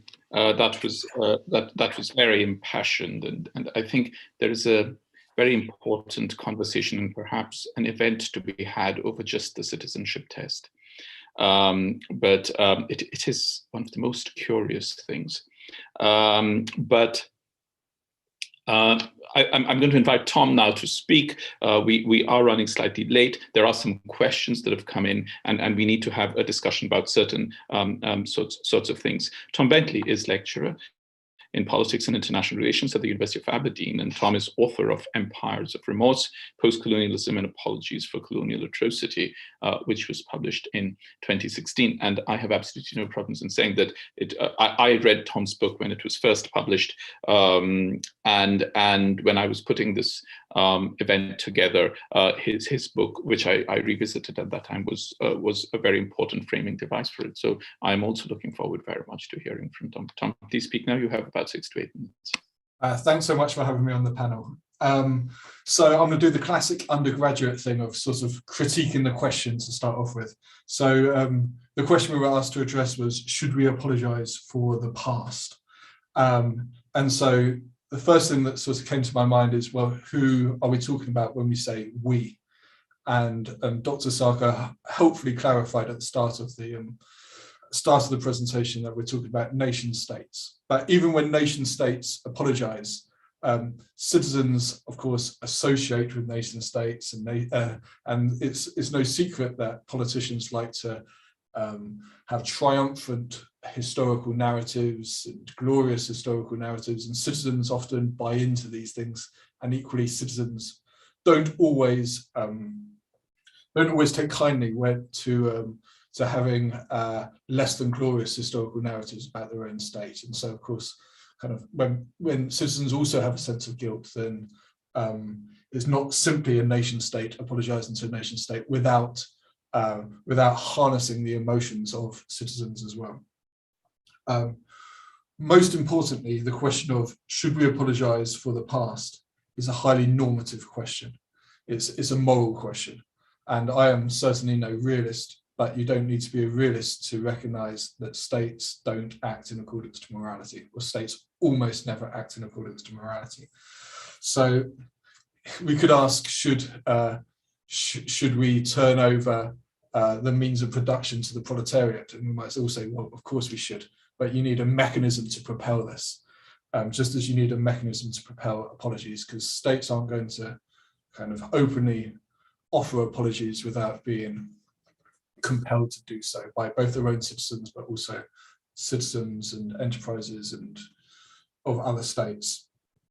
So, of course, when apologies happen, they're often guided by material interests, as we know, but also it's increasingly recognised in the literature, especially in the literature on ontological security, which is a big thing in international relations nowadays, that states don't only operate in accordance to material interests, they also operate in accordance to fostering a desirable self-identity. If you want to propel states to apologise, that might be one of the means to do so, through states seeking to kind of peacock a liberal identity, if you like. The central argument I want to offer in this very brief presentation is that while appealing for an apology is entirely legitimate, of course, and is entirely understandable, I think there should also be a warning that sometimes people asking for apologies might do well to be careful for what they wish. Sometimes people who have actually received apologies, and I've done lots of interviews with people, especially from the Bloody Sunday Massacre that Dr. Sharma mentioned, and people who have received the apologies are sometimes very appreciative of it, but sometimes it can actually cause even more troubles and can cause actually sometimes even more anger about the way the state addresses its historical crimes. So some of the things that we need to be wary of about political apologies. Firstly, who is going to do it? Now, we live in an age of sort of big man populism. And again, it's understandable that people would want an apology for something like the Amritsar massacre. But if Britain is going to do this, who would do it? Well, it would have to be the Prime Minister. And we know that we have a Prime Minister who is a racist, and a Prime Minister who has a long history of glorifying the empire. So does that sit well? And we know if he did offer an apology, then we know this would be insincere. It's very difficult to gauge the sincerity of politicians, of course, but from someone like this Prime Minister, it would obviously be insincere. So who is going to do it? That's a tough and difficult question. The other difficulty with apologies is that the person who speaks is the person who is contrite. In other words, the person who speaks in colonial apologies is the leader of the metropole. The same person who gets to speak is always the person who gets to speak, and the people that get to listen are always the people that get to listen. So the Prime Minister who speaks, even in offering contrition, still inevitably crafts a desirable narrative about their state, often using caveats and very frequently kind of glorifying the past, even at the moment of apologizing. The empire was wonderful, but of course within this empire we made certain mistakes, X and Y, but these were kind of anomalies or bad apples. That happens all the time in colonial apologies, and I can give you examples in the questions afterwards. Another thing that we need to be wary about apologies is something that Jennifer Lind called the backlash. Often when there are state apologies, the very next day, there is a conservative backlash where people who are angry at the apology offer even more glorifying narratives about the empire. We see this in Japanese apologies particularly, where you have incidents where, for example, the Prime Minister apologizes, and of course this would anger particular constituents, and so at the very same time his wife will go to a particular shrine that glorifies the imperial soldiers. This isn't an accident. This is designed to appeal to one audience, but to your own constituency, give a wink and a nod and say, you know, this is the real me. As I mentioned earlier, we need to be very careful about the motivations and the deals going on behind apologies. Very frequently, apologies go hand in hand with economic deals, self-gain, so on and so forth. Again, I can give you more examples in the question and answer, very specific ones. And they're often cut with other big men leaders of the states that they're apologizing to. So it's not just that these deals often work financially for the apologizer, they often work for the recipient of the apology, not the victims, not the subaltern, as you might say, but the political elite of the previously colonized state. And then I'm actually going to try and keep to the timing here. What happens after? What happens after the apology? So very often before the apology, victims groups who are campaigning for an apology have extreme solidarity. There is a clear goal. There's something that they want to achieve. After the apology, this is when sometimes directions can be lost. I've shown in my previous work, especially in relation to Bloody Sunday, that there can even be kind of internal struggles within groups after these apologies. Then do you campaign for reparations? Do you campaign for a better apology because the apology is inevitably fallible in some way? Often when they're in the process of demanding apologies, these groups are on the front foot. They're getting media attention. This might dissipate after the apology, and it might be left flat rather than euphoric, especially in the longer term. And I'll finish there. Thank you very much. That's a perfect place to finish. And I am going to ask a few questions, and there are some very interesting commonalities as well as some very provocative comments.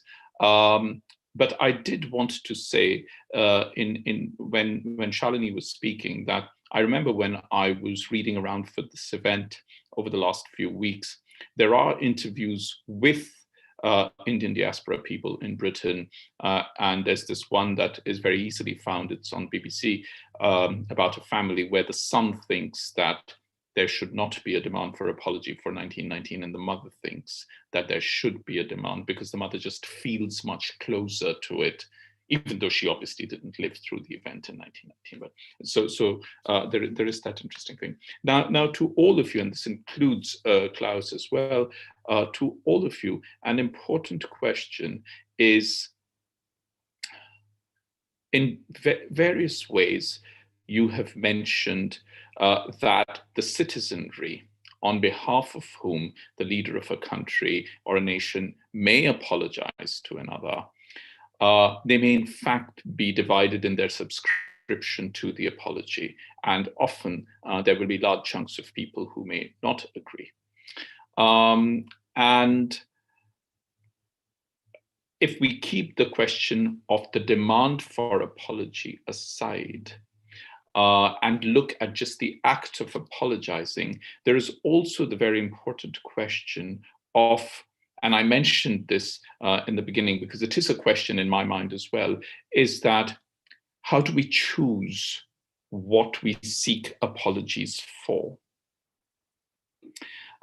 Because that is the slippery slope, the slippery edge, or the underbelly that on which the more noble, the more moral, the more upright, the more proper, and the more inclusive and forward-thinking asks ride on, which is, once you start this conversation about apologies, asking for apologies as well as giving of apologies, you also open up to what Tom referred to as the backlash, or what Professor Rais had referred to as the conservative forces, and Ali Raza had also referred to, is there will invariably be people who will start asking for more apologies, and who the apologies would be from, and they would present themselves as aggrieved interest groups.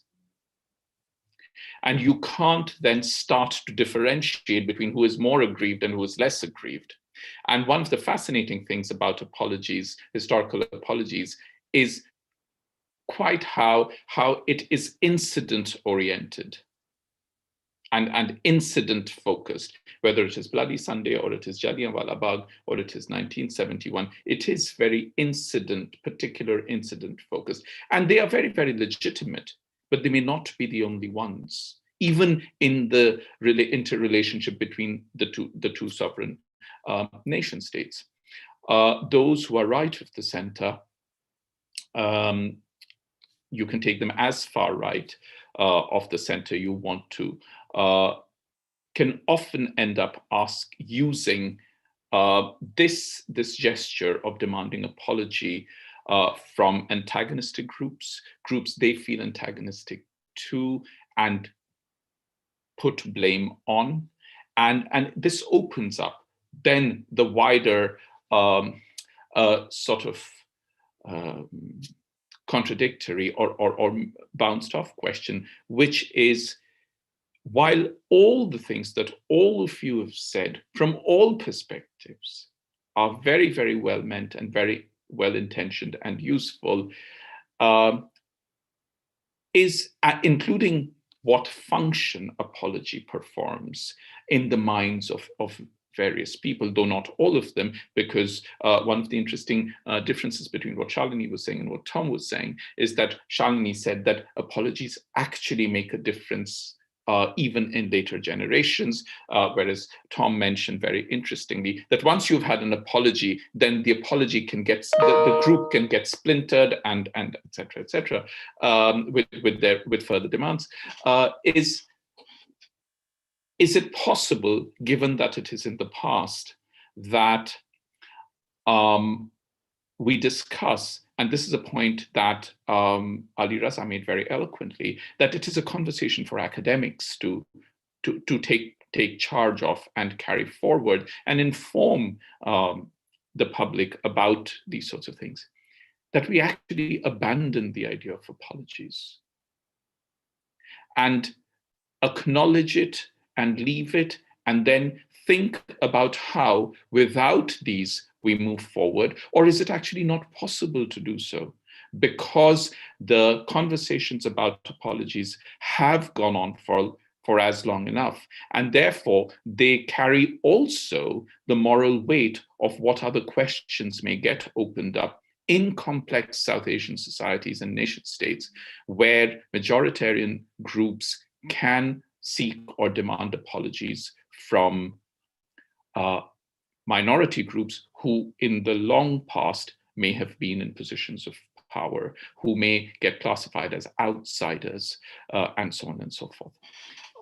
The other thing is also the question of, and this was something Shalini mentioned in passing, and I was smiling in my mind, is that there is the question of how strategic, this was something I was very struck by when I was reading Tom's work and Klaus's work, is how much does contemporary strategic choice determine not only who and what we apologize for, but what language we use to apologize. So even with a very stark historical research like Caroline Elkins's on the Mau Mau and the destruction by the British of the archives, the British ambassador at that time, the High Commissioner, did not apologize.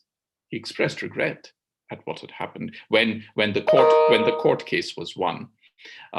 So the whole question of what academics are able to bring to the table and how it may affect is another aspect of this very interesting conversation. But do we want to have a very quick round of answers on how far back do we go in terms of seeking apologies, and is it fine to seek an apology from any point in time at any point in time? Who wants to go first? Should we put Tom on the spot? Do you want to go first? I indeed want to be put on the spot because I had to pick up my child. So we're going to answer this question quite briefly. How far back do we go is not a question of chronology. It's a question of kind of association with the past. So there's an interesting example which hasn't really been documented, but I'm told it's true, of I think the Norwegian foreign minister going to Ireland and in a private conversation apologizing for the Viking invasion of Ireland.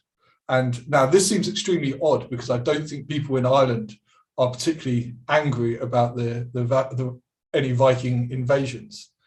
Whereas there are other things that may go much further back, which people still would be extremely angry about. So there's some things that are very proximate that perhaps people don't demand an apology for, but there are some things that have great longevity and there are demands for apology. So there's some stuff that's really interesting about temporality and apologies.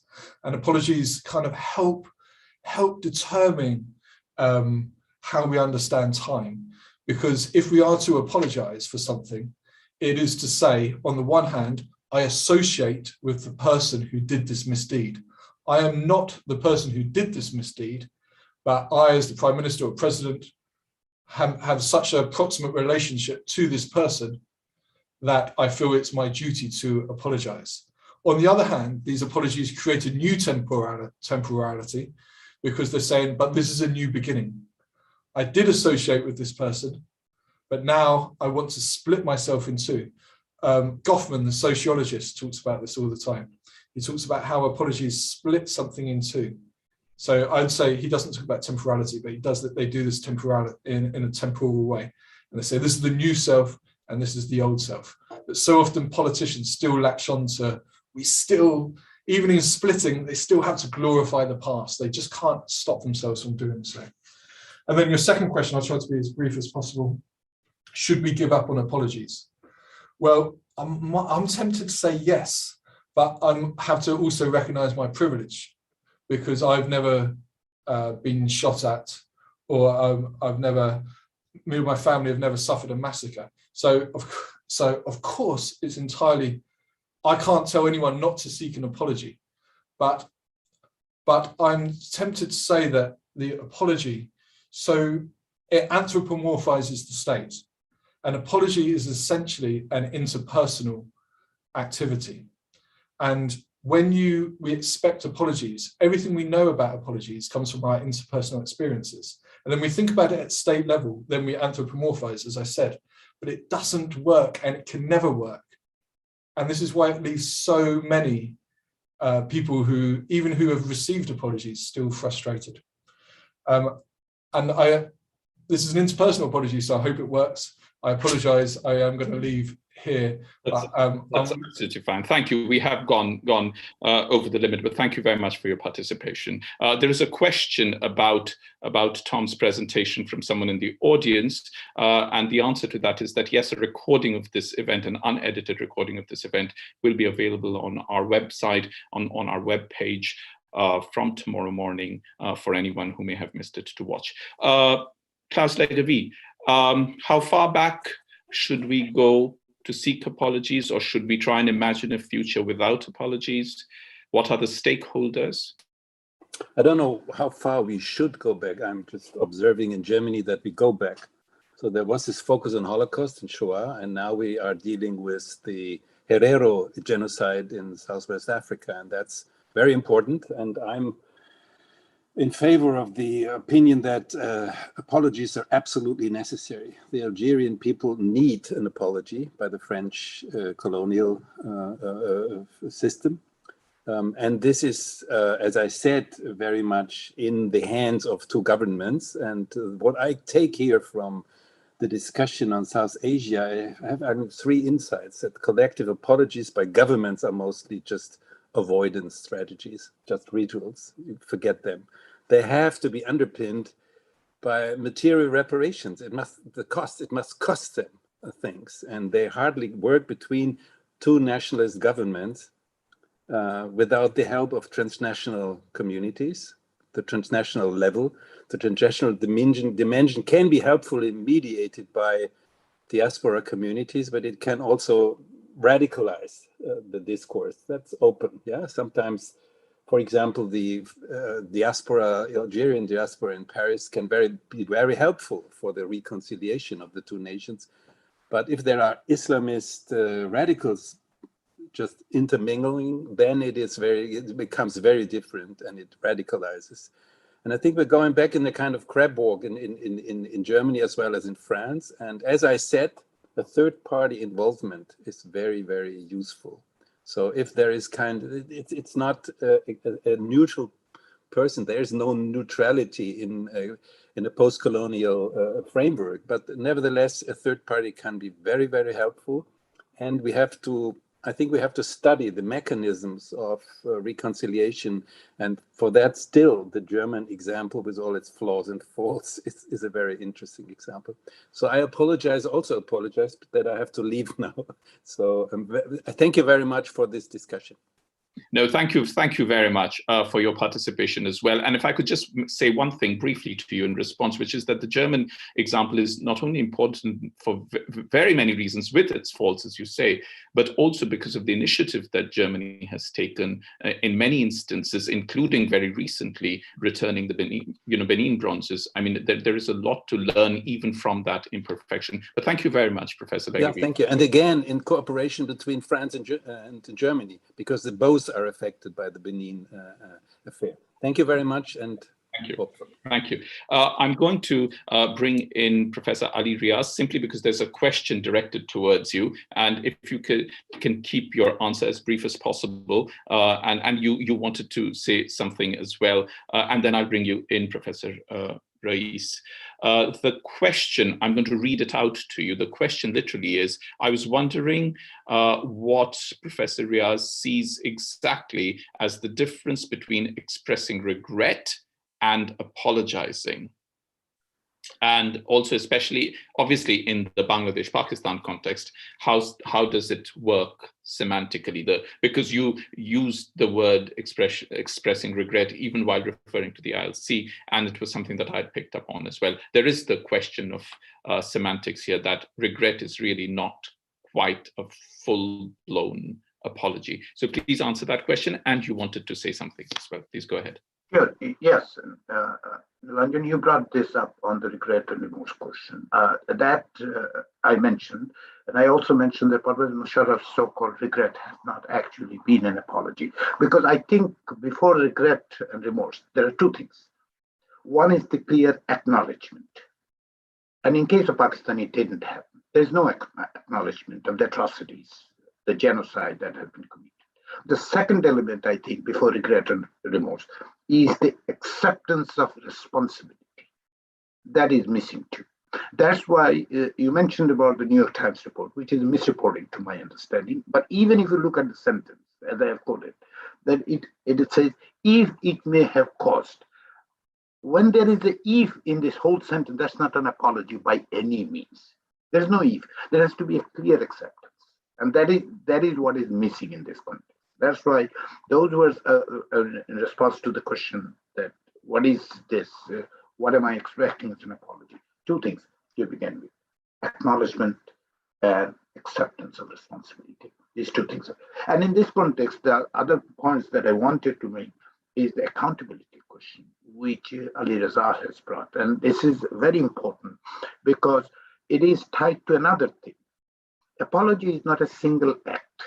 That's why the diplomatic, strategic apologies don't actually matter. It needs to be followed up. In case of Jallianwala Bagh, it should be read by the British students to understand what this has been done in the school. Same with the Pakistan. That's why I mentioned with respect to the Pakistan, that if you just simply provide, yes, Mr. Pervez Musharraf has regretted, but did it reflect in the society in Pakistan, which Ali Raza and others are doing is the most important thing. That will there be a difference? Of course, there will be contention. I cannot agree more with the Professor Rais that there will be contention. Yet that conversation needs to be within the academy, within the civil society, within the students, within society, and that conversation itself creates the mechanism and the sense of accountability. And in this context, let me just finish with the other point Professor Rais has raised, which I agree with him, that there are layered things, and there is no one single aspect of it. And that's why at the beginning I said, what are we talking about? We are talking about the sovereign apology, right? There are national apologies that might be tied to, and it is tied to the Bangladesh 1971 situation. And is there a hierarchy? Am I trying to create a hierarchy? I'm not trying to create a hierarchy. But at the same time, it must be acknowledged that without the acceptance and acknowledgement and accountability of the genocide itself, we won't be able to enter into this complexity and layered notion. And that is what is necessary. And that is why I think one of the good part of this conversation with respect to 1971's apology for Pakistan and what the conversations is taking place within Pakistan, however small it is, to me is a silver lining. Why? Because unlike those apologies that Germans might have just made, or someone a diplomat has said, "We are sorry, we committed, heinous act," or so. In case of Pakistan and Bangladesh, this conversation needs to be within the society, and thanks to the initiative of the civil society of Pakistan, that it is at least started. Has it been accepted? Has it been white? Not yet. But I'm optimistic it will. It will actually help Bangladesh too have that conversation. Within Bangladesh, the other layered kind of this, atrocities, or at least the things that have been committed, atrocious things that have been committed. The Professor Rais is referring to the non-Bengalis that have faced that kind of. We can have that conversation because it is this two-layered conversation that we need to have. That the sovereign apology is necessary one, and acknowledgement, acceptance of responsibility, and accountability. Strategic apologies. Regret is a strategic apology. That's not going to help. Sure. Okay. I don't want to put you on the spot, but I will make a point that some people may make, which is, since you mentioned then President Musharraf's expression of regret, I mean, it is possible to say that you can only express regret when you have acknowledged something. How can you express regret about something you don't acknowledge? The extent of it, and that is what I'm saying. If the acknowledgement is what, if you look at the regret part of President Musharraf, what is he regretting for? What is the regret? Regret, is it the genocide that has been perpetrated? Or is it that we didn't treat you well? Sorry, I didn't treat you well. You came to my home, we didn't treat well, sorry. That's not the extent of these, atrocities, which definitely, in my understanding, is a genocide. So you have to accept that there is a genocide being committed, and we take responsibility for that. And then if you say, I regret or I have remorse, and then followed up, because again, let me re-emphasize that apology is not a single act. You have to follow up with that. And in the absence of that follow-up, it is basically becomes a ritual, so to speak. Yeah. Professor Reyes, did you want to come in?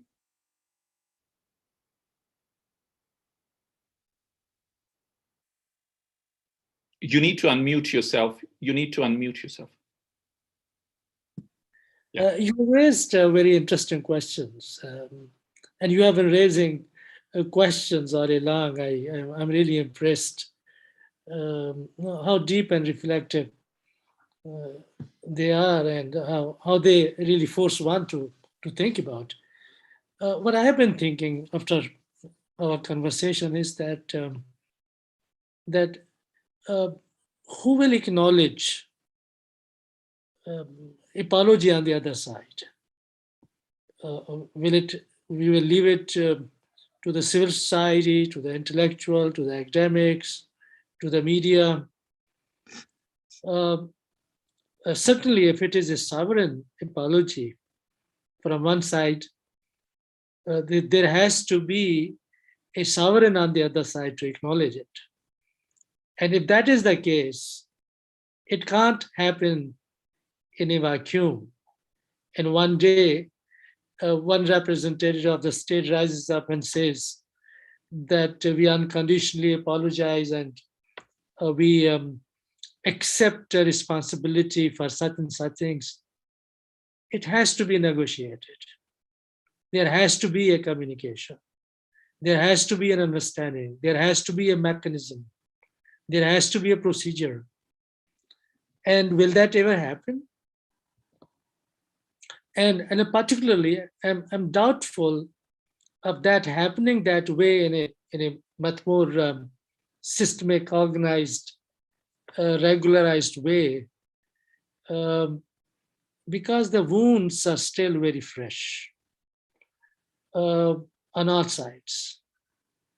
So it is not the Bengali who has been wounded. It is also the Bihari who has lost citizenship, who is in hundreds of thousands in camps. Suddenly he becomes stateless.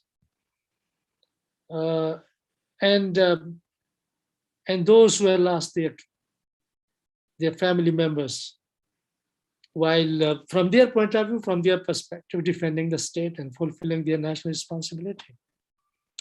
So, and at this stage, I think what is important is what you have initiated and what Ali Raza and my colleagues at LUMS are doing, starting the conversation. And I acknowledged and I introduced to you that that this conversation is happening at different levels in Pakistan. Is it happening in Bangladesh? I'm not sure about that. I don't know anything. But should it happen there? I think it is equally important. So I think the questions that you have raised, we can think about them, but we don't have really an answer. I don't have personally an answer for those questions. But do I believe? I do believe that that conversation is necessary, and dialogue, not only with the self, but a dialogue between Bangladesh and Pakistani academics, intellectuals, media persons. You know, for the last 50 years, relations between the two countries have been frozen. I think I remember once I was in the 80s were a very different time. Suddenly I was flown from Bhutan to Dhaka, and there I delivered a talk at some institution and had a lunch and then took the plane and came back. We don't have those bridges.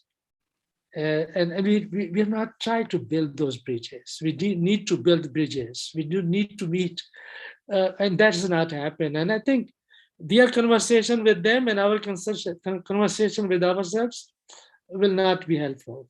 I hope that that conference that we were convening here at LUMS would have happened. So I hope that my younger colleagues are not debtors and they venture into something else and something happens. More frequent conversation between Bangladeshis and Pakistanis. And there were times that we had similar kind of conversations between Indians and Pakistanis. I have been part of many of those. I know that how important they are and how they create linkages, not only within institutional people from different institutions, but also they link up with those who are in positions of power and influence and decision making. So I see South Asia at the moment frozen in time. I don't know what has happened to it during the last 10, 15 years. So we hope for a different future. And we can always think of having a conference on this. If nothing else, academics can talk. So we can definitely think of having a conference. You do make two very important points, and I'm going to come to Vanessa after this. One very important point is the question, you mentioned the Biharis and the question of statelessness. And there were East Pakistani / Bangladeshi fishermen who were stuck in Karachi and who suddenly became stateless, and groups and descendants of those continue to live in various places. The other thing is the question of how raw the wounds are, how close one feels to it. And that's the reason why I think Shalini's presentation was so important and fascinating, was that you can also see how a certain kind of pain that accompanies the original wound can travel. And it can take on different meanings as it passes through generations, and yet can have certain kinds of resonances. But thank you very much. I mean, what you say is very, very eloquent and works perfectly well. Vanessa. So I've got 3 points. Firstly, I would say the apology actually is given for those who need it. A lot of the conversation here is we've been talking about the person who gives it, but actually they're the least important person or nation or people in the conversation. So really the decision as to whether an apology is necessary comes from the receiving end, if you like, what they might feel that they could gain from it. My second point would be exactly what you just touched on there, the inherited trauma. So while people may not still be alive that were at Amritsar, certainly their relatives are, their descendants, they will have grown up listening to people talk about it. So that wound is still there, even if it's not, physically with them. And I think inherited trauma is very much understood for other atrocities. And thirdly, I would say when a nation issues an apology, it then sets a moral tone by which the whole of society, if you think of laws and regulations, we don't just have them for a practical purpose, we have them there to set out our ethics, how we want to live. Perhaps we don't always meet them, and perhaps the people who are at the very top of the country are the least likely to be meeting those ethical standards that we set. But I would like to think that's why we apologise, to move forward. So that's what I have to say. But just in one word, because I do want to know your view on this. Yes, I agree with you completely that apologies matter most to those who are going to receive it. But does it not matter at all who gives it to those who receive it?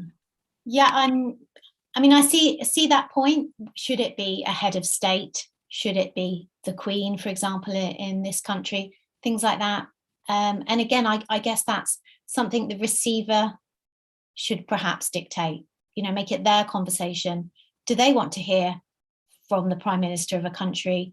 Would they like to hear from the military? I guess it's dependent on each situation who the person that might be held responsible would be. Because I think that one of the things is it's actually not the person, but it's actually the symbolism of the person giving that adds not only meaning but a certain kind of veracity to the apology itself, and makes the apology meaningful to the receiver, in the sense that someone could, as a private citizen of one nation, apologize to a private citizen of another nation, and it would be very good and very nice and very noble, but it isn't quite what is being discussed over here. And that's the reason why I think I am going to give Ali the last word. And I think the kind of thing Ali is talking about, and one of the reasons why I was wanting to have this conversation and a series of conversations, is that if through these conversations we can spread the message that these are conversations that are happening at the non-official level, because we are not symbols of anything except our own intellectual groups and interactions. Yes, it will be meaningful, and yes, there is hope in it, and I never lose hope. But I do think somewhere the question of who gives it is also a vector. I don't want to say it is deterministic, but I do think it's a vector. But thank you very much, Vanessa. I just had a couple of things to say. I mean, so firstly, for me, there's a difference between coming at this as a citizen and coming at this as a historian, right? So as a citizen, I make no apologies for the fact that I see this sort of apology that we're talking about as a political tool, as a political tool by which some sort of noise is generated, and the story of empire is actually acknowledged, and it's not just to say that we need to sort of open up the wounds of empire and talk as victims of empire, but just have a discussion about what empire meant, and in a sense, we in Britain, we're so far behind even what's happening in Europe on the continent, where where sort of museums have been put up sort of about the history of empire, but we're sort of lagging far behind on the level of our ignorance about empire is to such extent, and that's not to say that work isn't being done, because in universities and colleges, and by people like Vanessa as well, authors, a lot of research is happening, but it doesn't seem to sort of inject the public debate and public awareness on empire that perhaps this sort of demand for apologies can generate as an acknowledgement of our shared past. As I said, I mean, if I was coming at this as a historian, I would be interested in I for example, when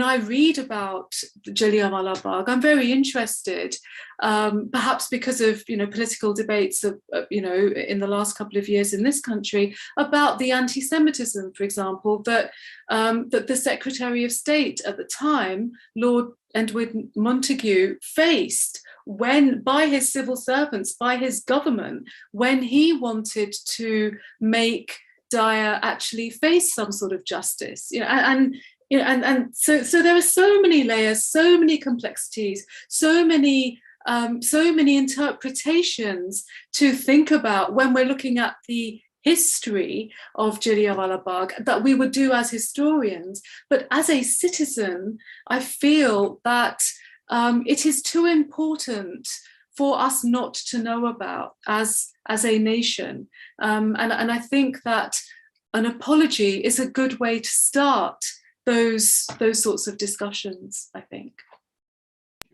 Ali, you have the last word. You don't have much time, but you still have the last word. But we've touched upon a variety of things. And I think one of the very important things that we have touched about is the very complex complexity of the South Asian scenario. And Professor Reis mentioned in passing, for instance, whether there should be conversations between Pakistan and India. You know, they're both coming up to celebrate 75 years. And so it's, you have the space to make your last comments and fold up this discussion before I thank everyone.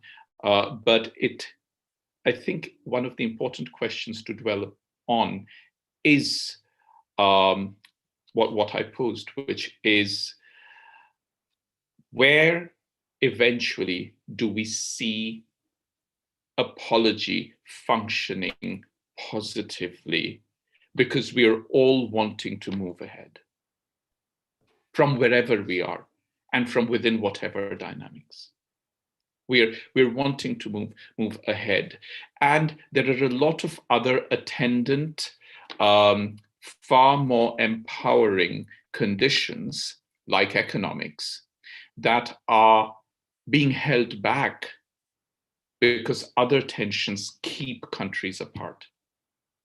I mean, I, for instance, am of the belief that if there was a free trade agreement between Pakistan, India, and Bangladesh, it could actually be an incredible regional economic powerhouse. Oh. But I don't think it's happening anytime soon. It's yours. Thank you. And it's a big responsibility to kind of like have the last word. But I agree with your framing, and just to kind of like build up on what my colleagues have said. I think there's consensus on the fact that, as far as I'm concerned, that we're not thinking of apology as a mere utterance, as a statement. As Shalini kind of like put it, we're thinking of it as a process, as a series of acts, perhaps as a series of ongoing conversations. And in that respect, I think that Pakistan still has a very long way to go. And canceling conferences that you don't agree with is not really a promising start. And so apology in that sense is something that I see both as a process, as a series of acts, perhaps as a beginning of sorts as well. To address that question of how far do we really go, who the apology is owed to, who should give the apology, all those are very important questions. But notwithstanding those, I sometimes feel that those questions are also a way of postponing the very urgent need for actually beginning any conversation around apologies. It acts as a deferring device, if I may call it that, to postpone, as I said, conversations that are much needed, not just, I would stress, beginning with those who have been harmed, but also thinking about how those who have conducted or carried out the harm, how they can be better versions of themselves. That at least is what I expect and hope from this process called an apology. It may sound very basic, but I'm actually fine with that, because sometimes basic things are sometimes also the most important things.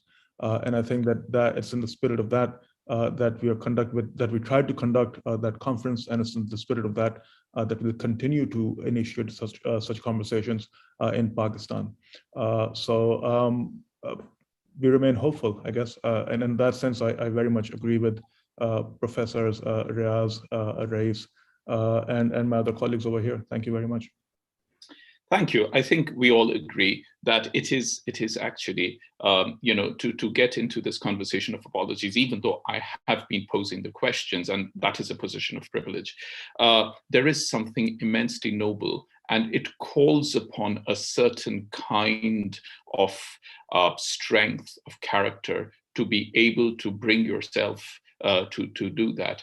I say this because of a particular example that Vanessa and Shalini are sure to know, but others who may be following British media here would know as well, which is that sometime towards the end of last year, Roald Dahl, the famous writer of children's books, his children apologized after it was discovered in Roald Dahl's papers that he had some very strong anti-Semitic views.